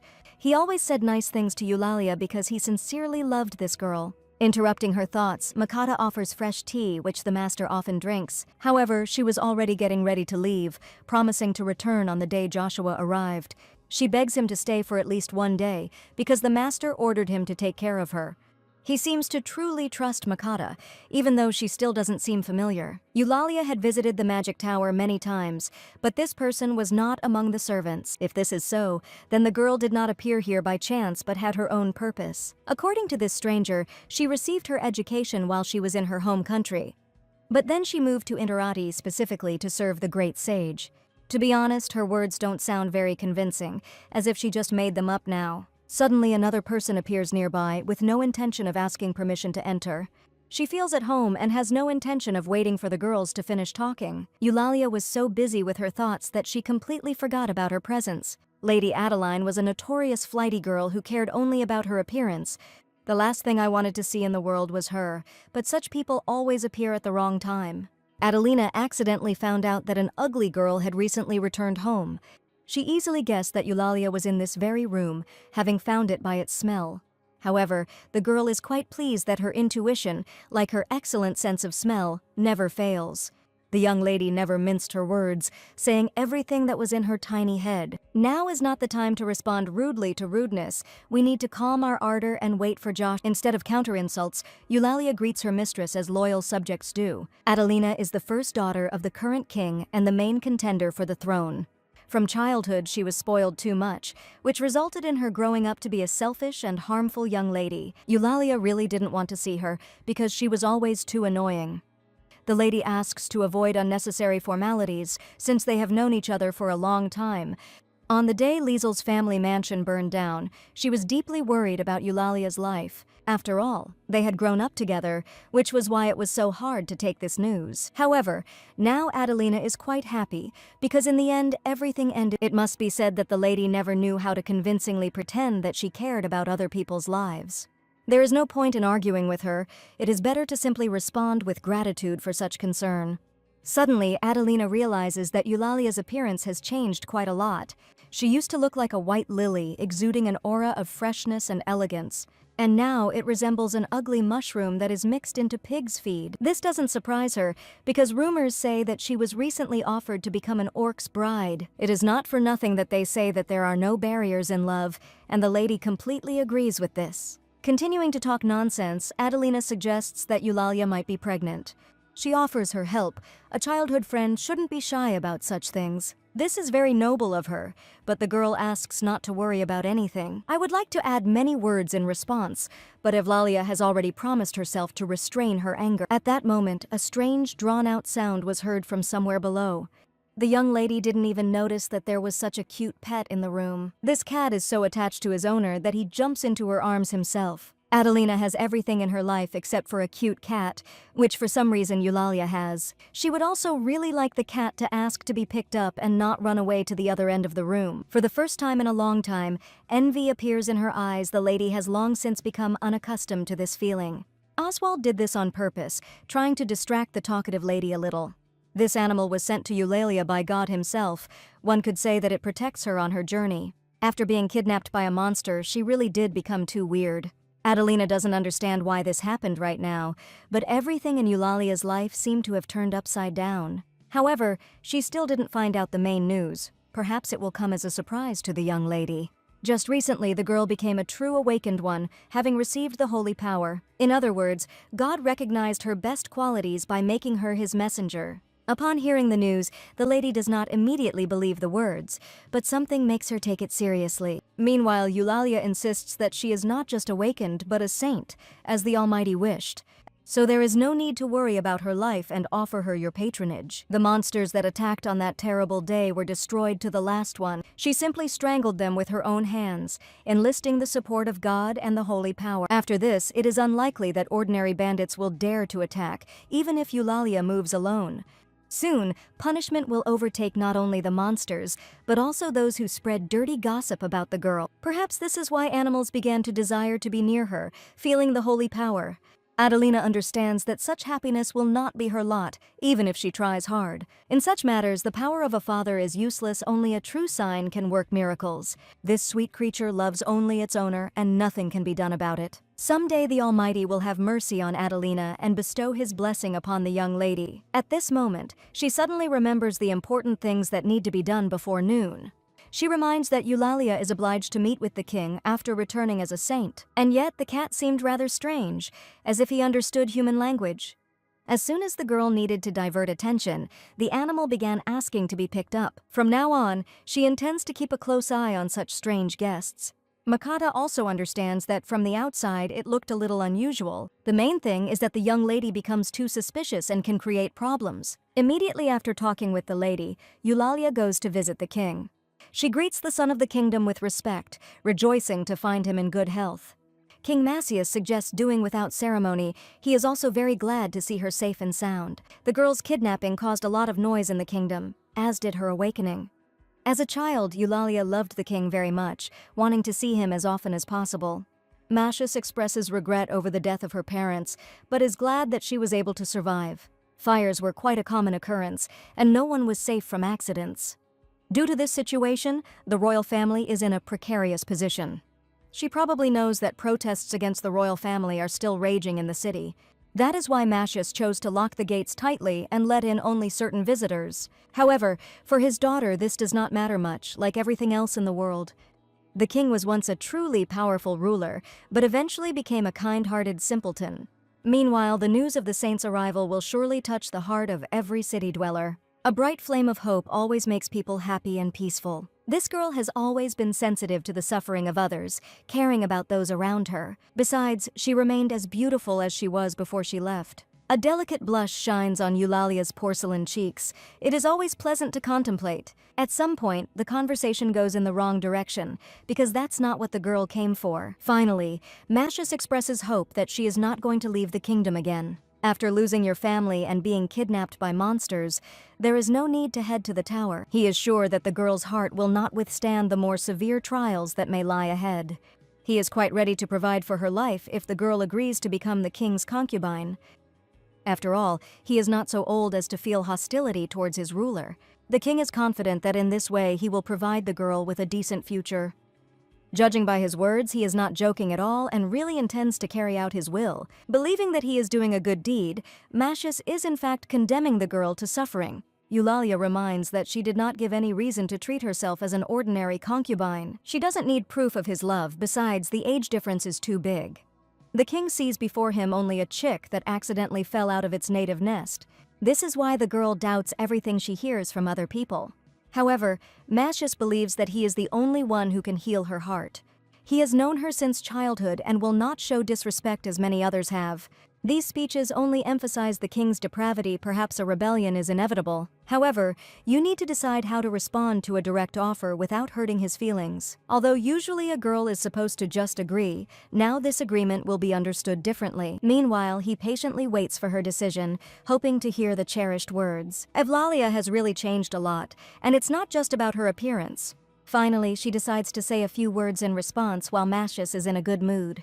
However, someone appears nearby who will not allow the meeting with her father to end so easily. Adelina reminds that the girl recently became a saint, which she forgot to tell the king about. Hearing this, Mascius asks to explain why she kept silent about this at the beginning of the meeting. Only now, after all the words have been said, does he learn about this from his daughter. The lady explains that many people learned about this fact too late, as if she was hiding information. She is not at all proud of her awakening. On the contrary, Eulalia carefully hides it. Even though the king has started to behave disgustingly, he must fulfill his duties. The daughter sat on the queen's throne without hesitation, having received a very poor upbringing. They say that the apple does not fall far from the tree, and this is clearly evident in the example of Adelina. The young lady is sure that Eulalia must go on a journey and cannot be a concubine. The people of the kingdom are already behaving aggressively. They will not forgive Mascius for such a decision. Adelina believed she should leave the country tonight, continuing her journey alone. However, you can't take a pet on such a dangerous journey. You'll have to leave your cat behind. It may happen that the girl will not be able to protect her, so it is worth listening to the advice. Only now does Evlalia begin to guess why the conversation turned to the cat. She wants to keep her for herself, depriving the girl of her last consolation in life. From now on, she will call her Victoria, hoping that she will respond to the nickname. It's good that she can't understand the language of animals, but a lot can be understood without words. And yet, this time, Eulalia does not agree to follow the lead, leaving behind the most precious thing she has. This cat will accompany her during her journey, because it will make the journey much easier. He underwent special training after the day the girl realized she was a saint. This precious creature has become a part of her own life, so the decision has already been made. At first glance, a cat looks like an ordinary pet, but there is something special about it. He shares a fate with his mistress. The lady probably noticed this at the first meeting. A special bond will not allow the cat to be left in the palace or given to another owner. In response, she begins to assure that tender feelings are just an illusion. It won't take more than a couple of days for him to forget about Eulalia in this respect. Cats are very similar to men. Instead of being in constant danger, he could simply stay and wait for her to return. The last words turned out to be too offensive, although the girl restrained herself with all her might. No one dares to claim that she will be forgotten a couple of days after her departure. Evlalia had heard enough nonsense from a stupid girl who had forgotten to be told something important. In the presence of an awakened one should behave more modestly, even if you are the daughter of a king. A second ago, Eulalia seemed like a modest, shy girl, ready only to listen. But now she wants to share some valuable advice that will help the lady avoid an early death. This nasty girl has neither the brains nor the heart to give advice. Evlalia advises simply keeping quiet, in which case she will look much smarter than she is. It would be better if she listened to the advice right now, otherwise it might be too late. For the first time in her life, the princess was treated as if she were an ordinary simpleton. Drake was too far away, but even he couldn't stop the humiliation. She admits that in her entire life her heart has never felt so much pain. It's a shame that the lady is so touchy, but she has no idea what real pain is. Don't ask for more than you deserve, then your heart will remain calm. This should serve as a lesson, because this is the only way important advice is remembered for a lifetime. Otherwise, Eulalia promises to remind her of the lesson, but she will do it a little more rudely. One look from the awakened one makes you want to run away. Eulalia has really changed a lot. However, the king has a different opinion. He is very impressed by the girl's character. Only now did he see the power of the awakened, which completely changes a person. He once again congratulates Eulalia on her divine gift, hoping that she will use it wisely. Of course, today she not only showed her strength, but also found a new enemy. Some in the palace will never forget the unimaginable humiliations until their last minute of life. Drake is a little worried about the young lady. She has never been in such a mood. She is terribly irritated by the new Eulalia that she became after waking up. Previously, the girl behaved submissively and meekly, but now she is even ready to commit a crime. She takes on too much. Even for an awakened saint, this is unacceptable. However, everyone managed to notice how great Eulalia's suddenly acquired power was. It's hard to believe that the ugly duckling could become the owner of superhuman power. If she really is a saint, everyone who offended her could be in trouble. However, Adelina does not intend to give up after all. She is the only princess in her family. After being kidnapped by monsters, something probably happened to her that she decides to keep silent about. Drake believes that the cute cat was simply unlucky enough to fall into the hands of a dirty woman. Meanwhile, these tears do not suit the charming young lady, which would be better replaced with something else. He offers his idea if Mrs. Adelina will allow him to share one secret. Listening to her assistant, she already understands that brilliant ideas always arise in Drake's head.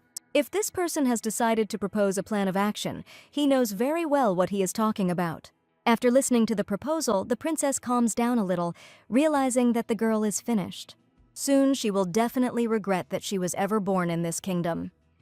Meanwhile, Eulalia spent the night in the guest quarters of the palace by order of His Excellency. If Adelina intends to arrest her, this is the stupidest idea of her entire life. Makata has no doubt that the king will not allow this to happen, knowing the state of affairs in the country. It doesn't look like the king was angry. He behaves completely differently when he's angry.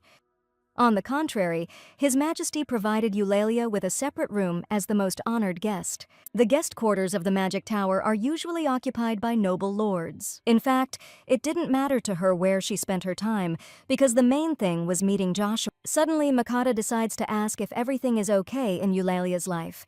We are talking about those terrible words that she was about to hear addressed to her. It's strange, but lately the words of fools don't stick in my head at all. It was a little annoying when Adelina wanted to take the cat for herself, but she had long forgotten about the rest. She has much more in common with this cute animal than the princess thinks, but it would be better if she never found out who this pet really is. At a time when she couldn't trust anyone, he was the one who was closest to her.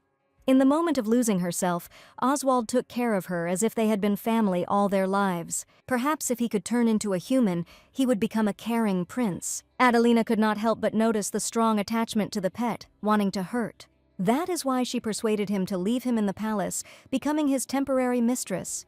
Makata understands this very well. It is difficult to control oneself when the most precious thing is taken away. If the girl has had a similar experience, Eulalia asks to tell about it in a few words. Remembering the past, she suddenly realizes that there is a much more interesting topic. It is known that Eulalia has known the young gentleman since childhood and knows him very well. Once they even promised each other that in the future their paths would definitely merge. Eulalia reminds us that they were still children at the time and shouldn't take this too seriously.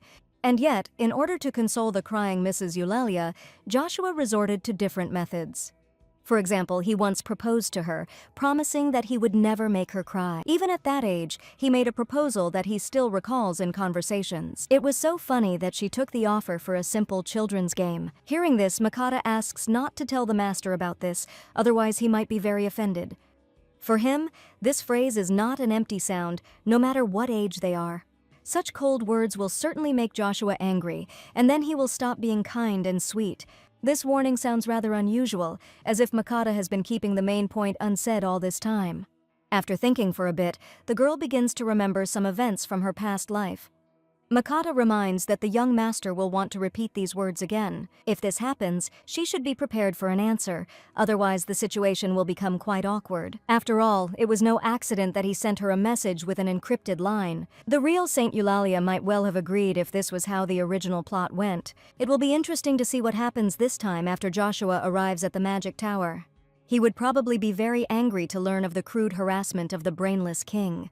Makata is almost certain that the gentleman will not be able to turn a blind eye to such an unceremonious act. He has always been the kind of man who is ready to defend his honor, despite the danger. However, only a few people know about the incident, and the king himself will not say anything extra. Remembering the offer to become a concubine, Eulalia still feels sick.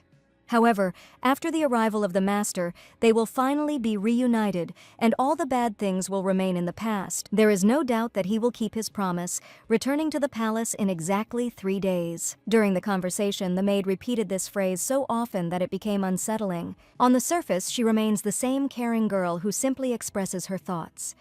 But usually, when a person really wants something, he starts talking about it more often. Eulalia thanks her for her concern. It would truly be difficult for her to cope without Makata's help. At this moment, the approaching footsteps of maids are heard near the door. They came to report important news, because His Majesty has been waiting for the saint for a long time. Instead of reciprocating politeness, the girl refuses to have dinner with this vile old man. She is not ready to endure his advances and dirty hints about intimacy again. The maid is very sorry to have to talk about this, but Mashes has news about her family. Apparently, this is the purpose for which he invites her to dinner, since the news concerns his deceased parents. In response, she reminds him that she is no longer a girl who can fall for such an obvious lie. And yet, the truth that is about to be revealed can come from any person. Count Liesel left something for the king, and it cannot be said that the conversation will be completely empty. Understanding this, the girl asks to convey to His Majesty that she will soon arrive for an audience. This decision surprises Oswald a little, because just recently the girl was planning to leave. It will be better this way, unless Mashes starts pestering me with idiotic proposals again. Moreover, this girl is clearly hiding something and is not a simple servant at all. Someday she will reveal her true colors, you just have to wait for the right moment. As she promised, Eulalia accepted the invitation to a joint dinner at the royal palace. For a long time, the girl could not understand why the king decided to have a second meeting. It is known that the princess is not at all happy about her visit, knowing that Eulalia is awakened. Before he could speak, the king suddenly fell dead, and a familiar silhouette appeared behind him. This silhouette belongs to the same maid who immediately seemed suspicious. Makata came here for Lady Eulalia, and it would be better if they left this place immediately. There is no need to worry about the king. The old man will definitely not be able to get up. She simply did what Eulalia herself had long dreamed of doing, but could not for various reasons. Now the maid wants to take her to one place, if the mistress can trust her. It's hard to trust a man who killed the king in front of your eyes, but there is one important detail. Makata could very well do this covertly, which means she doesn't want to hide her intentions. Before making a choice, Eulalia tries to understand for what purpose the maid did this. Not long before this, dinner had begun quite decently. Macius did not allow himself anything extra. It is surprising that even here her portrait hung, although the king referred to Eulalia's fame. After all, she was a true saint, and therefore should be in full view of everyone. Such compliments are quite pleasant, but not from this treacherous old man. Meanwhile, Macius decides to remember the time when he first invited Eulalia to dinner. This was the soup that was served on the table, and the girl liked it. She ate this soup with such appetite as if she had never tasted anything more delicious. That same pumpkin soup, which soon became the real pride of the head chef. In his opinion, it was incredibly tasty this time too, but today there was something special. The king was touched by the sight of small, nimble fingers that easily handled a spoon. It is curious to watch her scoop up the golden soup and bring it to her tender lips. Macius is always ready to order pumpkin soup just to see Eulalia eating it. She decides to quickly change the subject by reminding him of her late parents' will. According to her information, shortly before their death, they were supposed to convey something very important. The king decides to reveal a secret that only his closest confidants know about. Macius's words that he does not remember anything were received personally from Count Liesel. In fact, it was not by chance that he invited her to dinner, intending to talk about something important. If the king had not found a suitable excuse, Eulalia would certainly have refused the offer. It was the daughter who convinced him to come up with a compelling reason, for example, to talk about his parents' will. Thus, with the help of a simple trick, the two managed to lure the girl into the palace. The king reminds that even though she is a famous noblewoman, she still has not married. The father was brutally killed by demons, and the biological mother was disposed of at the moment of birth. Therefore, he again offers to become a concubine, because this is the only way the girl can change her life. Besides, Adelina is not worthy of the throne. Her father spoiled his girl too much. As an awakened one, she probably wants to go on a journey with the others. The king understands perfectly well that it was for this very purpose that God granted her the holy power, but right now the situation in the world is quite calm. There is no need to save it. By staying for the good of the kingdom, she will be of greater use if she bears the king's child. Macius offers to become a queen and give birth to a child, and then go where the heart leads. The fact that Eulalia is superior to others does not mean that the girl is complete. It is the king who understands and appreciates the real Eulalia more than anyone else. Having said this, the king asks to come into his arms, agreeing to the role of the future queen. It seems that neither the father nor his little daughter have been friends with their own heads for a long time. However, instead of consent to marriage, he is destined to receive something else in return. Mascius was confident that the guest hall was securely guarded by the best guards in the kingdom. It's hard to imagine that one fragile girl is capable of neutralizing the entire royal guard. She is not at all worried that the wild death cries can be heard outside the hall. The king dies so quickly, as if Makata had done something similar many times before. The difference is that this time the victim is the main figure of an entire country. This girl's look exudes confidence, even though she knows exactly what she's getting into. Having killed King Mascius, the sweet girl offers to follow. She cannot help but understand that soon the knights will burst into the hall, seeing the bloody corpse. That's why you should hurry. Makata doesn't intend to become their victim. While there is still time, she asks you to trust, because this is done only for Eulalia. The path to the magic tower can be a little dangerous, but she will help with that too. Soon the girl chooses the shortest route, bypassing the crowded townspeople. The whole city starts to bustle, as if the locals are rushing to a big event. At such moments, it is difficult to understand whether you are doing the right thing by entrusting your life to a killer. And yet, looking at the maid, for some reason it seems to her that Makata is a reliable ally. She got rid of the king with such fury, as if she had hated the lustful old man for a long time. It was clear that he had not suggested dinner without reason, and intended to offer intimacy again. If you think about it, Makata treats her as if he knows much more about Eulalia than others. At this moment, something changes, although there are still only crowds of townspeople around. Makata smiles sweetly at the young lady, not revealing his intentions. But the next second, the girl realizes that reality has become completely different. Instead of the usual busy street, she somehow found herself in a different place. It was as if she had been cut off from the outside world, deprived of any connection with familiar reality. Makata asks not to worry about anything. Later, she will explain what exactly happened to them. The main thing is that after the change in reality, the connection with a loved one was lost. There is no doubt that she no longer feels the pet, as if it had never been there.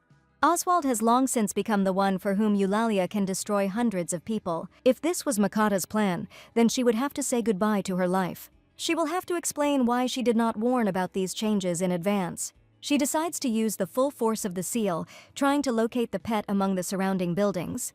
A moment later, a bright burst of energy appears in the distance. Perhaps that is where Oswald is. It comes from the room they were in just recently, but Makata doesn't want to go back. She understands that after the king's murder, the girls will be the first to fall under suspicion. Makata asks to stop. You can't expose yourself to danger because of an ordinary animal.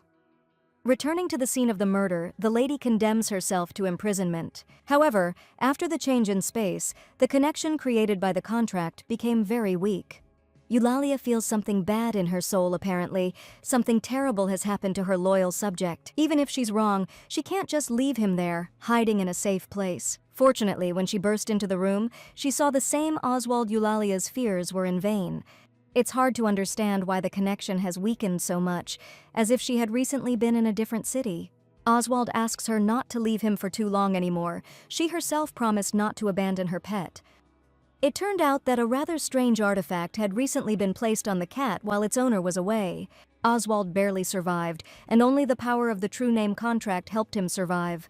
Hearing this, Eulalia asks to tell about it in a little more detail, describing the action of the artifact. Half an hour ago, when the girl went to dinner with King Mascius, he was left alone. For some time, Oswald simply waited for his hostess, thinking about his next plan. The thought of how luxurious the treats in the hall were made it a little difficult to think about the main thing. If the maid had stayed here, she would certainly have treated the pet to something tasty. However, even Makata was not nearby, although the girl usually stays near the living room. At this moment, loud footsteps are heard. Someone decides to burst into the room without warning. It is strange that Drake dared to show up at his guest's place, declaring that all of Eulalia's things now belong to the princess. Under normal circumstances, she would have been sentenced to death for betraying the royal family. Still, it's a bit silly to tell this to a cat who probably doesn't understand human speech. There is no one in the room except for a pet left there during the owner's absence. The young lady brought him a small gift that would help them become friends. They are lucky that people cannot understand animals, otherwise they would have had to listen to some things. And yet, the treats are really very appetizing, especially since Oswald hasn't eaten anything for a long time. Adelina is sure that a cat sent by God cannot eat scraps of food like other pets. At that moment, Drake appears behind, quickly putting on a collar with a magical artifact. Everything happened so quickly that Oswald did not have time to run away from the lady's assistant. Thus, he was completely immobilized, unable to even move. I must say, it is a very unpleasant feeling when you are deprived of the ability to resist. The artifact turned out to be so powerful that even its own magic proved powerless. It feels like Drake got this item from a demonic lair. It is not surprising that with the help of a magical object, one can easily subjugate a creature to one's will. At first it seemed impossible. Oswald felt the influence of dark magic for the first time. He was just a part of the Demon King, so he clearly didn't have enough strength to resist. Adelina asks him to come a little closer because she recently gave a treat to a cute animal. As a reward for the treat, he is obliged to show a return compliment by fulfilling a simple request. And indeed, a second later, the paws seem to start walking towards her on their own. Just a little more and the sweet creature would be in her hands, and that was why the lady had burst into the room. It is difficult to understand where a mere man could get the power to destroy the effect of the seal. He tried his best to resist, but his body refused to obey. In other words, Lady Adeline and her young assistant are not who they say they are. If they manage to destroy the true name contract, they are quite capable of greater evil. After a short time, Oswald seemed to find himself in another space, having lost touch with reality. He finally stopped feeling Eulalia, as if his mistress had already left the city. However, it is not difficult to guess that this is exactly how the magical artifact in the collar works. If they lock him away forever in the new reality, Eulalia could lose him forever. There is only one way to contact the mistress that can overcome the barrier of dark force. You need to have time to name the pet's true name before the artifact closes the portal forever. There is still a gap between the two realities, and it is this gap that will allow Oswald to be discovered. The trouble is that Eulalia is at a meeting with the king and is unlikely to suspect what happened. A moment later, he notices a bright glow, as if a portal between spaces had appeared. It's hard to believe, but the owner somehow managed to understand that her pet needed help. Oswald clearly hears his true name, someone calling him loudly from another dimension. Only Eulalia can know the real name of her pet. However, instead of his hostess, he again sees Lady Adeline, who joyfully greeted him in the room. Perhaps this is the first time such a disgrace has fallen on Oswald's head. It goes beyond all permissible limits. At that moment he becomes himself, destroying everyone who dared to stand in his way. Both the mistress and her assistant became easy targets, saying goodbye to their lives forever. In the end, Oswald got rid of the annoying girl by destroying the stupid artifact. The most important thing for Eulalia was something else, because if the cat remained in another dimension, it could die itself. That is why he asks people to never leave their pets again, remembering that they are being watched. Having discovered a magical creature, many will want to tame it, making it their slave. Even if the girl is called to an audience, Oswald should be taken along with her. Makata witnesses such a touching reunion and is happy for her new friends. Still, this incident showed that even with close friends, it pays to remain vigilant. Of course, the maid is very different from the narcissistic princess and is not a threat. However, there is no doubt that this girl is not as simple as she wants to appear in the eyes of Eulalia. She suggests heading to the magic tower if the lady has settled all matters. A strange proposal, considering that right now they must leave the country immediately. Makata is confident that Mr. Joshua will return home soon, which changes a lot. The young master will not allow them to be locked up in prison, even if the girls come under suspicion. I had to trust the maid, who knows much more than an ordinary assistant. The time had come to do the main thing for which Eulalia had set out on such a dangerous journey. If they go to the tower right now, they can avoid meeting the guards. Luckily, the magic tower was located near the palace, and the journey shouldn't take long. 10 minutes later, Makata leads the lady through the tower palace, assuring her that she will be safe here. The gentleman will join her in the guest room, which is located on this floor. She will be quite comfortable, but the maid may fulfill an additional request. And yet, Eulalia just wants to talk to Joshua without unnecessary pleasantries. Arguing with his assistant is quite dangerous, otherwise a simple meeting could turn into a new problem.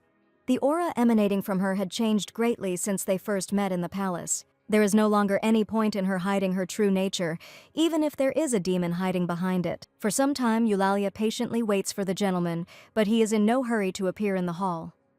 She asks Makata to explain why Joshua is taking so long to get ready for a simple meeting. There is no reason to doubt it, but such a long wait is a bit alarming. Very soon she will be reunited with the master. Everything in this life takes time. It can't be said that Evlalia is burning with impatience, she just wants to get the matter sorted out as quickly as possible. Instead, she keeps hearing the same standard excuses. Suddenly, Makata declares that love and trust will never go away, no matter how much time passes. A special bond formed in early childhood will not allow invisible chains to be broken. Since she has been given such an opportunity, the girl wants to make sure of something. It would be interesting to know what else Makata knows besides the fact that Eulalia is well acquainted with Joshua. If we are talking about a real saint, then she knows much more than she imagines. This answer sounds so convincing, as if she really knows everything about Eulalia's life. Chances are, some things can't be kept secret for too long. For those who can look to the very essence, the difference between her and a real saint is too obvious. Of course, the girl's appearance is the same, but in the past, she had a completely different aura. Having understood the hint, Eulalia continues to pretend that she doesn't understand what is being discussed. Makata insists that she is only pretending to be a saint, even after the deception is revealed. It is difficult to understand the reason for such behavior.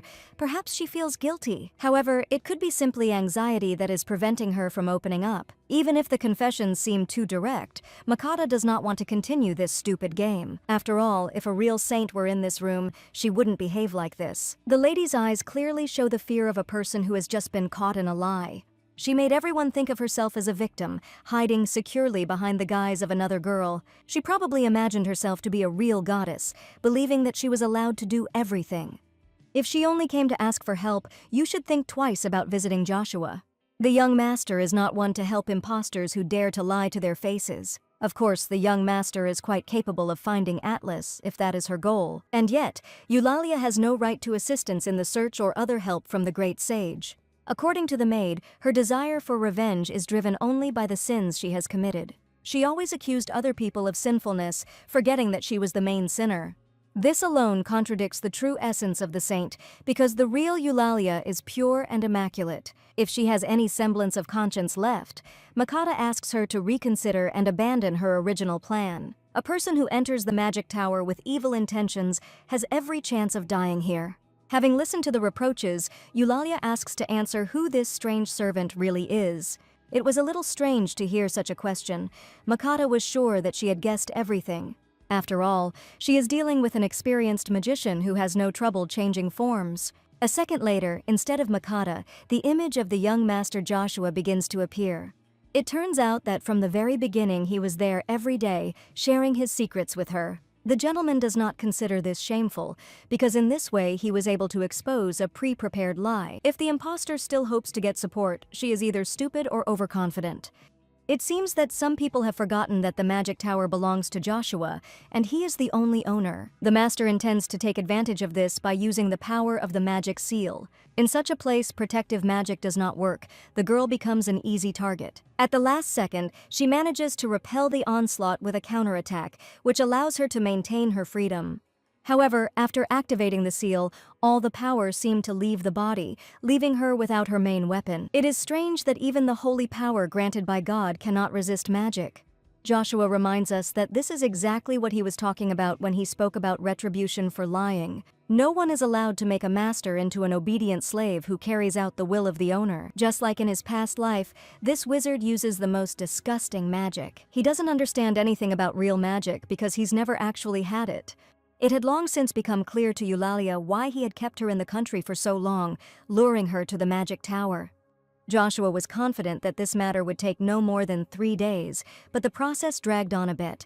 Having died and been resurrected many times, today she will forever break her endless cycle. The gentleman intends to be the one who can let her go peacefully without causing a threat. He suddenly admits that it was not only Eulalia who decided to sacrifice everything for the sake of revenge. If her glorious pet tries to resist, he will experience the power of the magic circle. The soul of the precious mistress may suffer, so Joshua advises against doing this. Besides, the guy doesn't like it when an ordinary animal looks at him with such fury. The girl was too naive. She never met Joshua during the reincarnation cycles. It's hard to believe, but he really was storing up anger for the sake of revenge for past grievances. In this, they were quite similar. The only difference was that Eulalia knew how to take real revenge. He is still convinced that he sees before him an ordinary thief who has taken possession of someone else's body. It is time to begin the sentencing. The seal of the awakened one is ready for action. It must be said that he is indeed quite strong, considering that he was the last to be awakened. At first, Eulalia was confident of a simple outcome, but the problems are growing like a snowball. Not only did she almost have her pet stolen, but Joshua also possesses powerful magic. He had never used such magic in the past, which meant he could only possess it in this life. If this is true, then the rest of the awakened ones are also quite capable of developing their best abilities. Even though Joshua can't fully control it, it looks quite dangerous. The first blow hits the target, and the girl doesn't have time to use protective magic. She demands that he stop, insisting that Joshua has mistaken her for an imposter. The power of the second blow is so high, it's as if he had become a real supreme mage. One thing is clear, this guy could very well cause problems and ruin the plan. Joshua also has the ability to change the laws of fate that prevent him from creating a happy ending. Thus, he is able to do everything that Eulalia has recently been learning to do. The presence of a seal on their body makes them equal rivals, but their main strength comes from talent. From the day the girl took over the saint's body, the world seemed to not allow him to meet Eulalia. Each time a new obstacle appeared, turning all the efforts into dust. No matter how much Joshua tried to overcome them, he always found himself in the same place. From that moment on, he vowed to free Eulalia even at the cost of his own life. As a reward for his purity and righteousness of thoughts, God granted Joshua the seal, making him awakened. Taking a closer look, Eulalia suddenly realizes that this is not a real seal at all. Furthermore, its power was noticeably different from the awakened seal, as if it had a different origin. If it's fake, it means he might have received the seal from a demonic creature. The true power of an awakened one feels different. There is no dark energy in it. Realizing this, the girl decides not to resist, making herself an easy victim. For some reason, he is sure that her pain cannot be compared to what Joshua had to endure. Moreover, by stealing the body, she hurt the saint, and this act cannot be. In response, Eulalia begs him to loosen his grip, otherwise she will simply suffocate before his eyes. It feels like he doesn't hear the pleas, continuing to remember the former Eulalia. Her soul must still be unable to find a place for itself, tormented under the oppression of the thief. Knowing the ending of the story, he is confident that after a long journey, she will be able to defeat the demon. The world will be cleansed of evil, and the saint will again appear to her people in the guise of a pure virgin. Joshua's memories are so beautiful and pure, it's as if he mistook them for a dream. In fact, even in the original story, the saint was not so flawless. It's as if he himself invented a world of illusions in which he has existed for many years in a row. The young gentleman retained memories even before she became Eulalia. The original may indeed have had this plot variation, although it is most likely just fiction. The girl reminds him that he turned into Makata, knowing that he was dealing with an imposter. So she easily let her guard down, trusting the girl with all the information about arriving at the palace. She allowed herself to be combed without thinking that there might be someone else nearby. Their faces were so close that Joshua could even kiss her. However, this would only defile the noble soul of the real Saint Eulalia. We cannot allow such an outcome to happen because of one dirty imposter who sneaked into the palace. In one day, Joshua manages to say so many nasty things that you want to execute him. He is fully worthy of such a fate and will soon experience true wrath. The guy is still convinced that she had a choice when the game offered to play the role of Eulalia. She has never met the real heroine and simply cannot know this girl. It is curious that this man even decided to reproach her for her relationship with Atlas. Joshua claims that she wagged her tail at him after the main character dumped Eulalia. In response, she asks to tell him more about it. He probably knows the location. It seems that the words about Atlas touched her to the quick, otherwise it is impossible to explain such a sharp change in mood. It's true, he spoke with the hero a couple of times, but their personal conversation is no one's business. Instead of asking stupid questions, the guy advises taking care of your own life. At this point, he admits that at the moment of Eulalia's death, Atlas's face did not change at all. On the contrary, he found it amusing to watch the girl slowly bleed to death. It is difficult to imagine her suffering, although no one cares about it except Eulalia herself. Even if he dies 1,000 more times, the hero's facial expression will remain just as funny. Joshua doesn't advise going into details. The only important thing is that the hero never loved her. All this time he was just playing with her feelings, like with a funny, silly doll. It's strange that she still doesn't understand this, continuing to look for a reason to meet. Eulalia claims that she only wants revenge, but Joshua has long ceased to believe empty words. He understands her feelings perfectly well and therefore advises her to stop trying forever. Even with a new body, her strength would be no match for that of this man. After hearing the confession, the girl can barely contain her anger, wanting to finish off Joshua right now.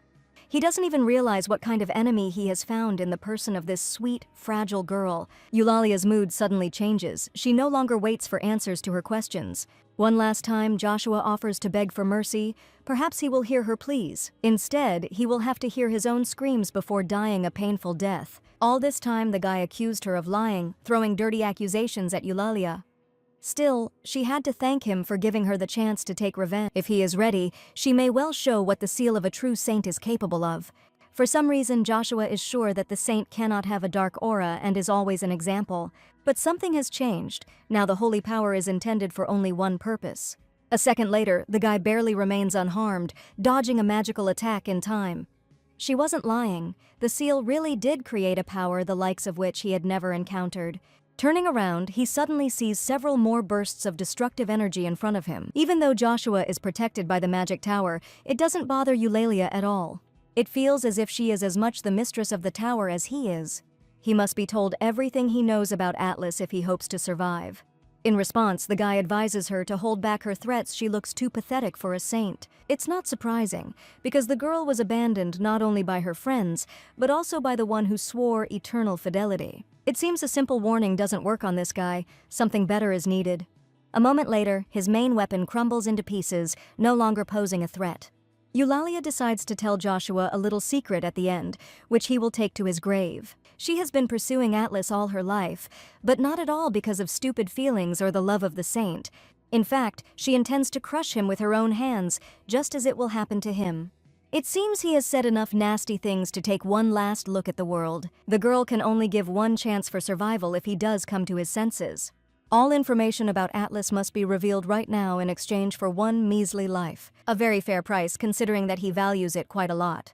Everything that is in his brain is important for future revenge. He will have to share a little. If that's not enough, Eulalia guarantees to kill him right now, without waiting for a confession. She is quite capable of obtaining the necessary information on her own, without the help of the tower's owner. The problem is that death will be slow and painful, and that changes things completely. He is destined to die like ordinary trash, which will remain lying in the tower forever. However, by helping Eulalia, he can not only save his own life, but also ease Atlas's fate. Finally, he talks about how he recently communicated with Mr. Atlas. Joshua was almost certain that he too would soon return back after his journey. The conversation was short, but in the end the conversation turned to a certain key that he could not find. He also used unfamiliar words, as if he was sometimes speaking a foreign language. At this point, he first talks about a bug in the game that she probably already knew about. Atlas could not know such words if he exists in the same way as all the other characters. It was no coincidence that during their last meeting he spoke as if he knew the real Eulalia. Just in case, she decides to find out if Joshua knows her real name. Judging by his reaction, he only heard the information from Atlas, without understanding the true meaning. It turns out that everything is not so bad, because no one knows about her except one person. Joshua was never a dangerous opponent, even if he knew anything about it. However, Eulalia simply cannot remain silent about the fact that he is a rare idiot. Even after receiving valuable information, he has no idea how to use it. Joshua is still convinced that Eulalia simply stole someone else's body and tried on the role of a saint. It's as if he doesn't understand that the shadow stigma on his body does not at all mean that he belongs to the awakened one. There is a being in the world that can create awakened ones artificially. Anyone who receives the stigma possesses memories of that creature's future. Perhaps this will make Joshua believe in the simple truth, because he was never awakened. The other targets for capture were Chris and Ilchan. They probably already have the stigma. Eulalia is almost certain that the woman who gives the stigmas is that very shadow saint. The problem is that in the original there was never such a character, otherwise she would have known about it. It turns out that in the new plot, the awakened ones who have the stigma must defeat the Demon King. Meanwhile, Joshua told everything he learned after talking with the main character. He demands the release of the real saint, who is still bound by magic. She herself promised to do this as soon as Joshua shared valuable information. He's right, she did promise to do it, but now she's changed her mind a little. Instead, the girl will allow him to meet the real saint if it will calm him down. Eulalia assures that she will take the guy straight to her right now. You just have to wait a little. If this was Joshua's cherished dream, it can be considered that it has almost come true. Until then, he should get some sleep until she does something important. After some time, Joshua wakes up in an unfamiliar place. Opening his eyes, he suddenly realizes that he had just recently spoken with a fake saint. It turned out that someone had been nearby all this time, paying no attention to the new guest. The girl's face seemed familiar, as if the imposter had actually fulfilled her promise. The real saint is right here. Her pure and bright appearance cannot be mistaken. For the first time in a long time, Joshua sees the main character, not paying attention to the oddities. It seems like a miracle, but Eulalia's aura is completely cleansed of dark magic. The girl admits that she watched him the whole time while he desperately continued to fight. In her eyes, Joshua is a hero because he is the only one in the whole world who did not lose hope. He tried so bravely to save the soul of the saint that he was ready to sacrifice his life. Such an act requires a reward because the guy was seriously injured during the fight. At this moment, space begins to distort, changing to another dimension. The reward for his eternal struggle will be the eternal peace that Joshua has long deserved. However, Eulalia will still be there, not leaving her brave friend. Even after death, he will feel her presence with every cell of his remaining body. Thousands of eyes will be watching brave Joshua, and it will never end. This mission was perhaps the most difficult one in recent times. Sometime later, Eulalia reconsiders some aspects of her revenge. Oswald realizes that at this rate they will miss all their remaining targets. Joshua spent his entire life projecting his ideals, creating his own illusory world. Such a person cannot distinguish a real saint from a false one without someone's help. Now he is destined to die forever immediately after meeting Saint Eulalia. If you think back, the stigma on this guy's body looks a lot like a magical seal. However, it does have some differences if you look closer. It turns out that all the other awakened ones also have a similar stigma. Undoubtedly, it has the same origin and did not appear on the body by chance. Other capture targets, like Joshua, are carriers of the shadow stigma. Most likely, they are also experiencing a time loop and hate the fake saint. And yet Eulalia intends to go all the way, so she can find out all the missing information. The dragon will always support this idea, because she will have to take revenge on someone again. From this moment on, Eulalia decides to use the holy power at full power. It's unclear who will be next, but he certainly won't like their friendly conversation. Among the future victims, there are many people who deserve to feel the power on their own skin. Archbishop Chris is first on this list, although there are several others. However, a secret shadow knight named Ilchan is a pretty good option. It's hard to decide which of these two you should meet first. A disgusting memory comes to mind when the maids showed up in the guest room of the palace. In their apologies, they merely conveyed the king's request that they appear for dinner completely alone. The main thing is not at all the old man's harassment, but the fact that the matter concerned the things of deceased parents. According to the maids, they were brought to the castle by a representative of Liesel's family. That is why, before visiting the awakened ones, she decides to look somewhere. It's unusual to be close to the place that was once your home. This is where every new return begins after each death. Even a pet understands how hateful this place is for its owner. However, the estate burned down completely and now looks much better. There is no longer any familiar furniture inside. Everything has gone to waste along with the owners of the estate. Wandering through the burnt-out corridors, memories come flooding back to me. Only a few months have passed since the fire, but the area is already completely devastated. Oswald asks to explain why it was necessary to be in that place that brought so much pain. Joshua's words gave her an important thought that had previously remained in the shadows. Eulalia wants to find out in which room of the estate the Count handed the Eye of Twilight to the king. The original had a scenario with the scales fluctuating, after which a new relic appears. Even before waking up, Eulalia received half of the yellow stone from Chris as a souvenir. However, many believed that such a valuable gift presented by the Archbishop should be confiscated. Her stepmother was one of these people, demanding the return of the stone for safekeeping. The father never contradicted his wife, understanding how valuable this thing was to his daughter. In the end, the parents simply took the Archbishop's gift and appropriated it for themselves. It was only by a miracle that Eulalia managed to return the stone before the start of the pilgrimage. After completing the mission, the player has a special choice as a bonus for returning the stone. Last time, the Archbishop began by saying that he understood its purpose perfectly well. However, if this means losing the person closest to him, his heart will not be able to bear it. He said this with such fervor, as if he truly loved Saint Eulalia. In response, the girl vowed to remain with Chris with her heart forever, even if the world collapsed. After these words, Eulalia's yellow stone and Chris's blue stone resonated, merging into one. In this way, they awakened the Eye of Twilight, and soon the artifact was given to the girl's family. The owner of the relic gained access to a power capable of fulfilling any wish. The Archbishop only wanted to remain next to his beloved forever, no matter what happened in the future. Ultimately, they chose to live together, giving everything they had for it. The alternative ending of the plot is quite tragic. Both lovers die, and yet, the main line is much better. There they still have a chance for a happy life. It was Atlas who told Joshua that Twilight had a special meaning for the Archbishop. Remembering this, the girl thought that they were talking about the Eye of Twilight, which is quite logical. The Eye of Twilight fell from the gates of Ragnarok, in other words, from the realm of the gods itself. According to legend, if God gets into the human world, he will be able to return back. Hearing this, Oswald suddenly realizes that he has encountered the Gate of Ragnarok before. There was no such place in the original, but the plot is constantly changing. Perhaps Atlas is looking for this very place, which is the key to the mystery. To test her theory, Eulalia intends to obtain the yellow stone as soon as possible. After this, one should take the Archbishop's half and combine both stones into one. In that case, there is no longer any point in thinking about who their next target is. Entering her father's office, Eulalia hesitates for a moment before taking a step forward. As expected from a Count's family, the office was almost undamaged after the monstrous fire. They probably hired mages to create a protective barrier in case of danger.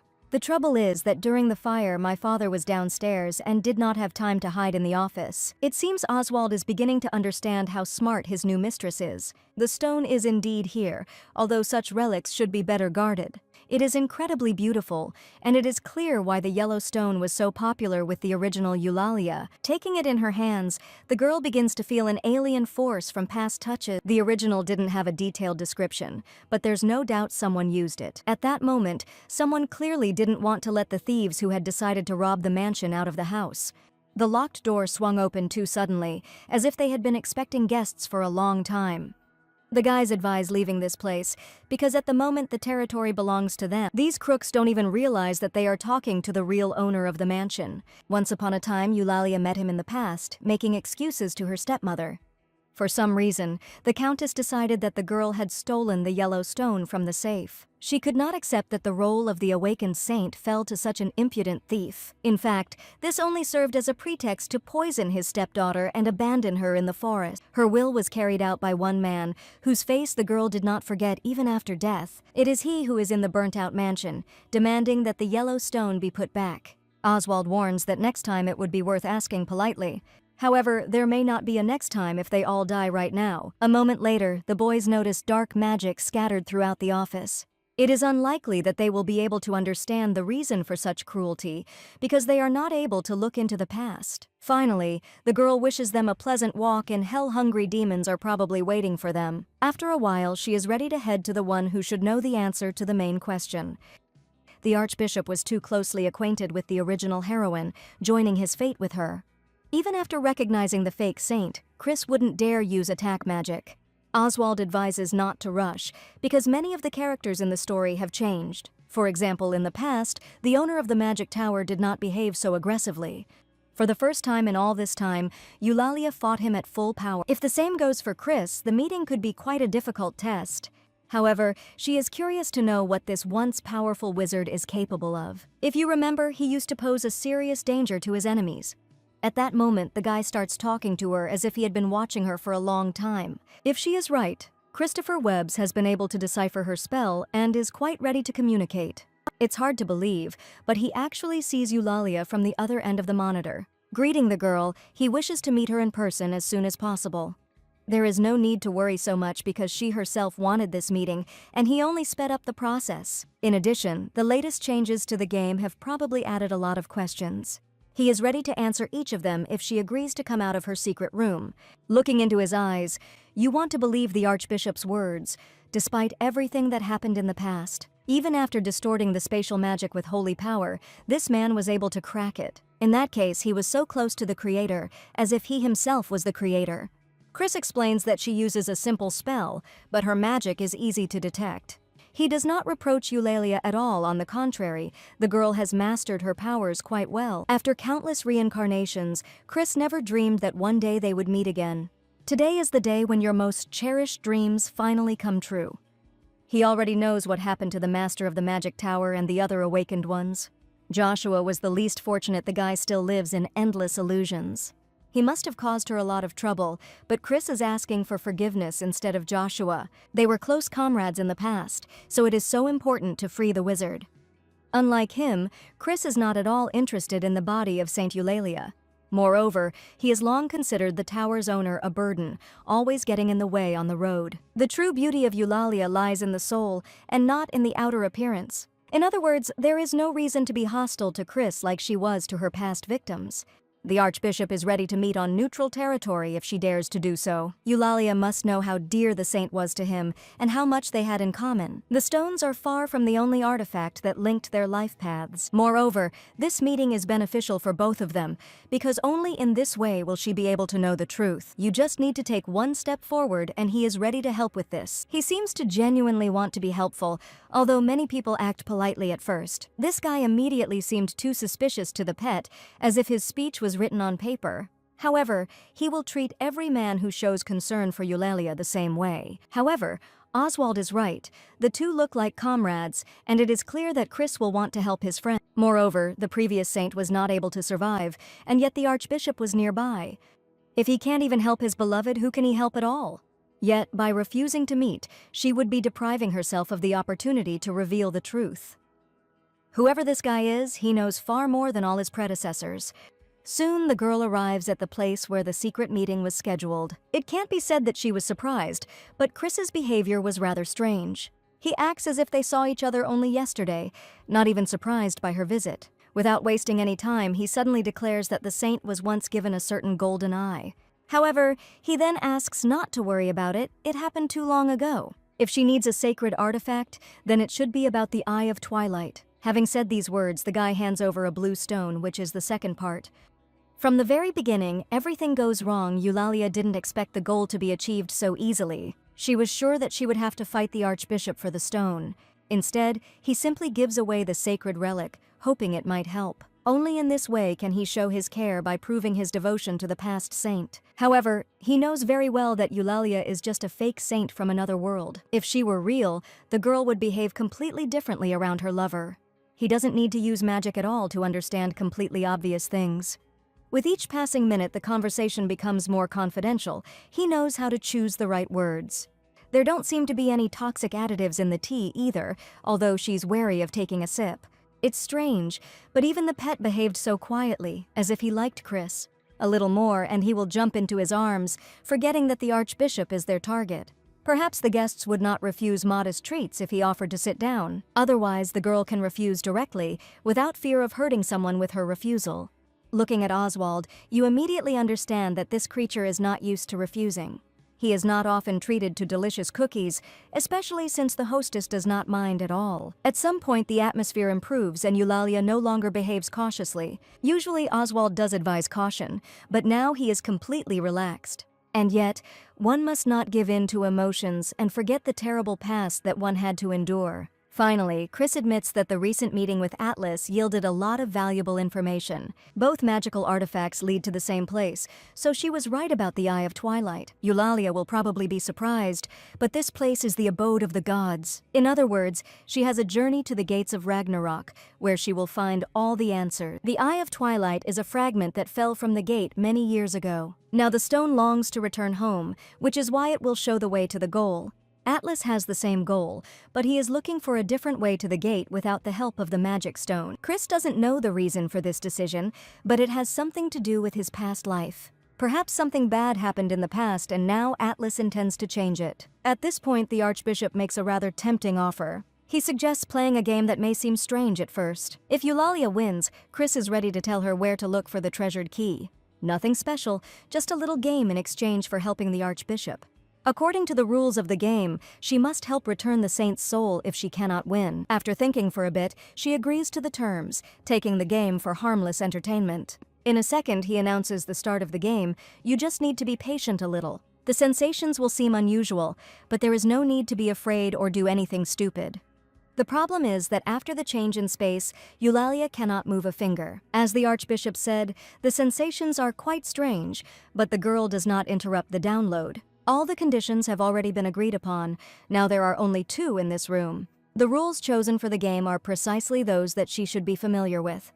Chris suggests simply making the choice that seems most correct to her. Gradually, something familiar for many years begins to appear in space. In the game world, you always have to make a choice, and it is up to the player to decide what that choice will be. Apparently, he plans to create a game within a game, immersing the girl in a new reality. Chris speaks about the game with such confidence that it seems like he is actually its developer.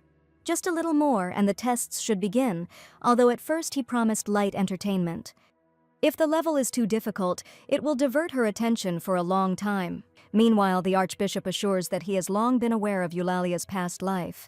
Throughout its existence, it has only struggled for survival in both realities. This time, having won the game, he promises to give her much more than she was used to receiving before. Simple entertainment turns into gambling, which was not the intention at the very beginning.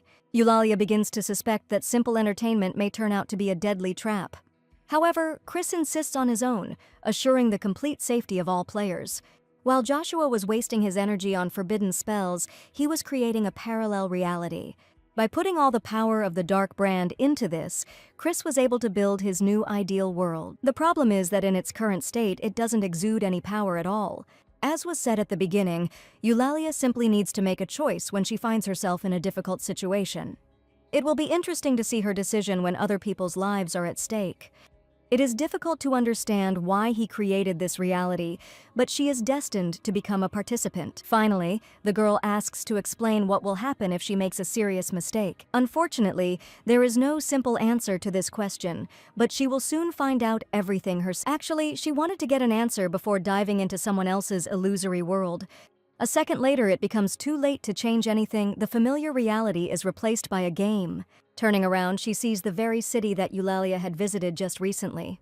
On her way to meet the Demon Lord, she was definitely in this place.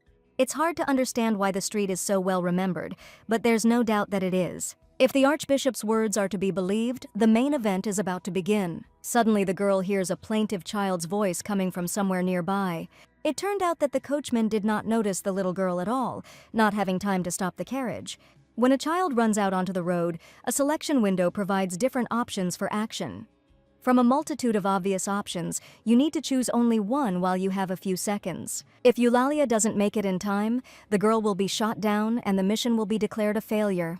In the game, saving the child was always considered the right thing to do, which meant she had to do the same. Once she gets close, she manages to get her out of the way, pushing her to the side of the road in time. Fortunately, she made the right choice because her actions saved the baby's life. Looking at the girl, she understands that everything is okay with her. It turns out the mission was successful. A moment later, the girl turns into a hologram, disappearing from the location. Eulalia asks to end the game because she covered it with her hand, saving the child's life. Everything happened so quickly that there was no need to study the selection window for long. In response, Chris suggests looking at the very same carriage that almost hit the girl. Strangely enough, a bloody mark was seen on the glass, even though the carriage did not touch the baby. Apparently, the carriage stopped quite quickly, and the child remained unharmed. The trouble was that she hadn't taken into account the second child who was inside the carriage. The daughter of an aristocrat crashed head-on into a wall and died immediately after sudden braking. Thus, by saving one life, she changed the course of events by taking a second one in return. One way or another, a new tragedy has occurred. This cannot be considered a victory in the game. Moreover, the mother could not come to terms with the loss of her daughter. She was too blinded by rage. A few days later, the woman ordered the little peasant girl to be found, having killed her in her own home. The right choice, as Eulalia believes it, resulted in the death of 2 children at once. The girl sincerely believed that protecting the child would be the best thing she could do. Although she knew that there was someone inside the carriage, she did not care about the fate of the crew. In that case, Chris suggests answering honestly whether she regrets her choice. There is no doubt that the child will die before her eyes if she does not jump towards the carriage. The truth is that a person must take responsibility for any choice, no matter how difficult it may be. She will have to do it again soon. Chris asks her to get ready for the next task. This time, the girl must remember that saving a life does not guarantee a good outcome. Sometimes you have to accept the high price you pay for making the right choice. The cost of a mistake will be twice as high, and the same thing can happen in real life. If Eulalia had been an ordinary person, she might have died by following the peasant girl. It is obvious that the aristocrat would have ordered the death of the one who pushed the rescued child. Thus, the plot will change not in her favor, and the mission will again be a failure. However, if Eulalia goes all the way and proves she is right, Chris will not object. As mentioned earlier, the choice is hers alone. He only offers to play a simple game. The victory conditions may seem too harsh, but the story can no longer be changed. All her life she was convinced that she had a special power in her hands that gave her an advantage. But if that's true, why can't she just save the children from death? Moreover, the girl knows in advance the route along which the carriage and crew will move. With these words, Chris suggests moving on to the next step. Without waiting for consent, he again transfers her to the location where she was a minute ago. The street remained the same, only the Archbishop made some changes in the details. This time, the girl is on the other side of the street, knowing where the baby will be born. As with the first attempt, she may simply push him to the sidelines after seeing the plot changes.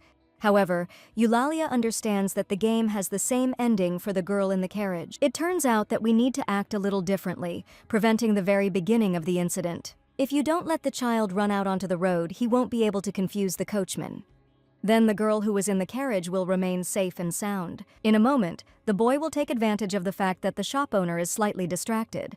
Most likely, he will immediately try to steal the bread, discreetly taking several loaves. His actions will set in motion events that will ultimately lead to the death of 2 children. Knowing this, Eulalia is quite capable of preventing this by simply stopping the boy.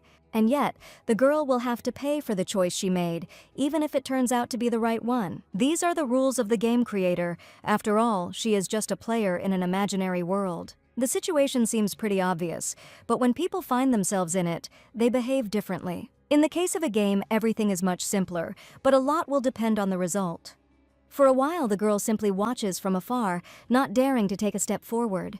If this continues, by waiting, she will allow the event to happen. The boy will do everything as he planned, stealing the bread and quickly disappearing into the alley. It looks like he's out of luck this time, judging by what Eulalia has planned. Hunger can cause a child to resort to crime, which will certainly ruin their future life. In the original, Saint Eulalia could have easily intervened without dire consequences.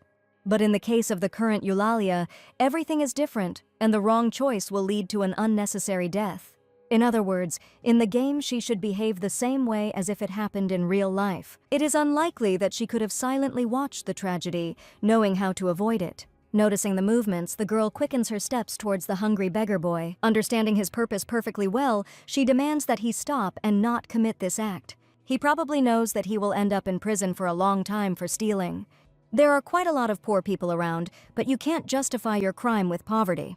Having said this, Eulalia decides to act a little differently, setting an example on herself. She asks the hostess to give them fresh bread. The boy has not eaten anything for a long time. Thus, without committing a crime, he gets what he intended to do. Eulalia doesn't demand anything in return, but this lesson should serve as an example for him in the future. The boy will surely remember today for a long time. It will do him good. It seems that Chris will have nothing to reproach her for, because a more correct action cannot be imagined. Chris suddenly states that sometimes actions only seem right at first glance. Yes, the boy was really hungry, and it's good that he didn't steal food. No matter how much you think, a child cannot break the law and become a future bandit. This time she should see what Eulalia's choice in a harmless situation led to. She hardly wanted to see the death of an unfortunate boy who just wanted to eat. Instead of a tasty breakfast, he dies exactly an hour later, without ever tasting fresh bread. The boy received an order from his drunken father. He had to steal not only bread, but also money. Eulalia probably noticed how the boy's face changed when he received the food. It was rather gloomy, because he understood that he had not been able to fulfill the main task. She gave the child only bread and simply sent him into the house of his enraged father. Eulalia asks him to explain how the plot will turn out if she gives him some money. It's funny to hear such a question from a person who has made a mistake for the second time. Every time she tries to save a life, it only leads to more death. In life, something like this is simply impossible, because a murdered boy cannot be resurrected. Back then, the question was inappropriate. It would have been better to think about whose life could still be saved. And yet, this world is just an illusion created by the Archbishop. Then what happens in it can be considered a lie that will not happen in reality. Suddenly, Chris demands to understand one simple thing that always remains the same. Sometimes you just have to accept the price you had to pay for your mistake. The past cannot be returned. This is what Eulalia must understand before the next task. There is no point in repeating the same path over and over again. This will lead to further disappointment. It can be assumed that this event happened in reality and the boy is really dead. Chris merely showed one of the possible outcomes, each of which was predictable. Before she became a saint, she played with this world for a long time as if it were an ordinary game. In her reality, everyone would make this choice, considering it correct and necessary. Like many people, she finds it difficult to see the full breadth of the world and foresee the consequences of her choices. People only manipulate their choice, believing that they really have one. As we know, life is a long chain consisting of thousands of such choices. It's hard to imagine how many times she chose life or death for the game's characters. However, all this time the girl only used them for one simple purpose. One could say that for the characters, she is the higher power that changes their lives. Eulalia interfered from the outside and played with them, but was every such choice the right one? Did she think about her responsibility, or were the characters just pawns? In response, Eulalia declares that she loved this world much more than all the others. And yet, if this is true, it is worth proving your words with a simple example. Chris heard the voice even before the girl became a new player in this world. She might be interested in seeing her old self when she was just starting out. She was used to thinking that real life had turned into a nightmare from which she wanted to escape. In fact, life was easy, and Eulalia believed in self-deception. In other words, she escaped from reality not because the world was too cruel. Chris had to admit that she was the creator of his own world. Every decision Eulalia makes changes the characters' lives so much, it's as if she were God. When she thought she was facing difficulties, she only created new difficulties. Each of the game's characters tried to resist, but each time died in the end. Those who simply want to save their own lives cannot be considered traitors. She can hardly imagine how many tears and blood these people shed. All this is just so that one person can enjoy the moment of victory. Chris is convinced that this is why she was so eager to understand the entire scenario of the game. Eulalia wanted to know everything about leveling up and character abilities. This ultimately resulted in almost 100% script reading. Being in society, a person is constantly faced with pressure and criticism. But at home, after turning on the game, he can simply reboot and start all over again. Of course, over time, the fictional reality becomes closer than life itself. The pain, sadness, anger, and despair experienced here are experienced in exactly the same way. With this test, Chris only showed that selfishness also comes with a price. It seems that now their perceptions of the world are completely identical. The long introduction came to an end, and they found themselves back at the starting line. The Archbishop suggests playing one last game, which can also teach us something. However, this time the conditions are much stricter, because if she makes a mistake, she will disappear forever. As before, the choice always remains with Eulalia. She can make it at her own discretion. In a moment, reality becomes different again, but this is the first time this has happened. During the entire passage, the girl had never found herself in such an unusual space. Chris wasn't lying when he warned that the price for making the wrong choice would be much higher. Turning around, she sees in the distance the man against whom she had long been plotting revenge. Right before her eyes, a duel unfolds between Atlas and her grown-up pet. It's hard to understand why this is happening now, as if Chris has created another illusion. Noticing the wound, the girl begins to understand that this fight began a long time ago. Perhaps she is destined to witness the final of the most important fight in the game. As expected, Oswald shows all his strength, not wanting to give in to his opponent. Eulalia has never seen him so furious. She clearly doesn't know something. It feels like he's in the very first version of the game right now. After another minute, the monster begins to gradually lose control of the situation. Instead of attacking, the dragon simply defends itself, trying to conserve its remaining strength. The aura of the sword that envelops Atlas's body also feels quite unusual. At some point, everything is enveloped by clots of two energies, crashing into each other in the air. Chris offers her one last choice. After all, this is the final battle. She was already accustomed to making countless choices, taking on all the responsibility. One of the many branching future paths that her choice will lead to is coming. It turns out that in this game there was still one choice that the girl had not yet made. For some reason, Eulalia is sure that the choice has already been made, and the ending of the game is quite obvious. Atlas had raised his sword against Oswald before, nearly killing him in the Demon King's palace. What is unclear is at what point the dragon lost control, causing this battle. Whenever the protagonist fights against the Demon King, it always changes the scenario. Perhaps they are witnesses to the future of this world, predetermined from above. Eulalia begins to realize that she was forced to die time and again for the sake of this scene. As a longtime player, she should have seen this outcome coming, but she made her choice anyway. Each time the choice led to a new death, creating the conditions for this battle. In other words, Eulalia can be considered the creator of this battle scene. She probably didn't want to see her pet like this, but it couldn't be otherwise.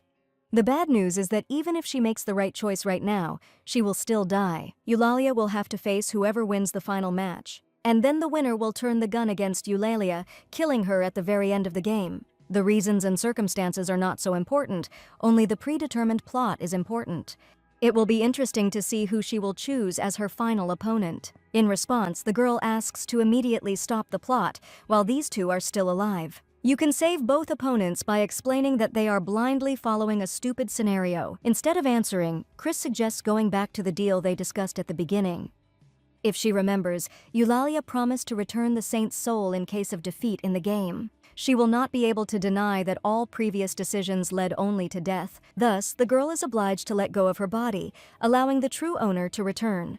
If she does, Chris will think about how to stop the bloody duel. The deal was entirely in her interests, because this was the only way the girl would save both lives. The Archbishop only wants to return her to where the girl should have been from the very beginning. Eulalia must die in the game world to find herself again in reality. She had become so accustomed to being here that she had almost completely lost touch with the main world. The game's characters replaced loved ones, and enemies became truly hateful. However, everything has turned upside down, because now even Oswald wants her dead. Chris suggests that we look the truth in the eye, and then many questions will resolve themselves. One could say that Eulalia was surrounded by death on all sides, but she continued to hesitate. It's high time she realized that she really has no choice but to accept the inevitable. All her life, she felt that she had to choose the right option from those offered. Choose what feels right and then just follow through with that choice. Each time, the heart demanded to choose the option where the future of the world would shine. But in the end, Eulalia's true feelings faded away, as if they had been an illusion from the very beginning. At that moment, she feels differently, because Chris was able to show her what the truth really looks like. Having no outlet for these feelings, the girl continued to stubbornly suppress them within herself. Once upon a time, her power was the result of a simple bug that gave her many advantages. It seemed to her that the bug was also not accidental, because this was what she wanted most of all. She wanted to never again become a saint who always gets killed in the end. Eulalia wholeheartedly refused such a role, wishing simply to stay here. The problem was that after gaining power, she repeated the tragic ending again. The same thing is happening now. Because she still has to make choices. One of the two rivals will die. The only question is which of them Eulalia will make the winner. She probably cares about both characters, but Chris won't let her leave both at once. She begins to understand why he staged such a large-scale game. And yet, none of the proposed options are suitable. She refuses to make a choice. At some point, she suddenly realizes that the very offer to make a choice is an illusion. A person is free to decide for himself what should be left and what should be destroyed forever. All this time, Chris was just playing with her feelings, forcing her to believe his version. Soon they find themselves in the room where they first met alone. The girl had accumulated a lot of questions. Now it was his turn to answer them all. The Archbishop looks as if the main test has fallen on him. Eulalia reminds us that this is her trump card, obtained at the cost of unimaginable suffering and pain. His attempts to trap him by instilling the fear of the unknown can be considered a complete failure. As in the original, he hasn't changed at all, but Eulalia has changed quite a lot. She is no longer the silly student Chris spent his evenings with. If anything, he himself can learn a lot if he just looks the truth in the eye. The truth is that the Archbishop is as miserable a traitor as the rest of them. By suggesting that they end the game, he was condemning her to death, and therefore he was acting no better. Chris promises to overcome everything if he meets the true saint in the end. However, this verbal squabble is too boring. Eulalia no longer believes empty words. He must show respect to his student, who is capable of teaching the teacher the last lesson. Having said this, the girl declares the game over, at least for one character. Chris Webber forced her to make a choice. In this case, she chooses his quick death. Someday he will be grateful to her, returning to the beginning of the game after a reboot.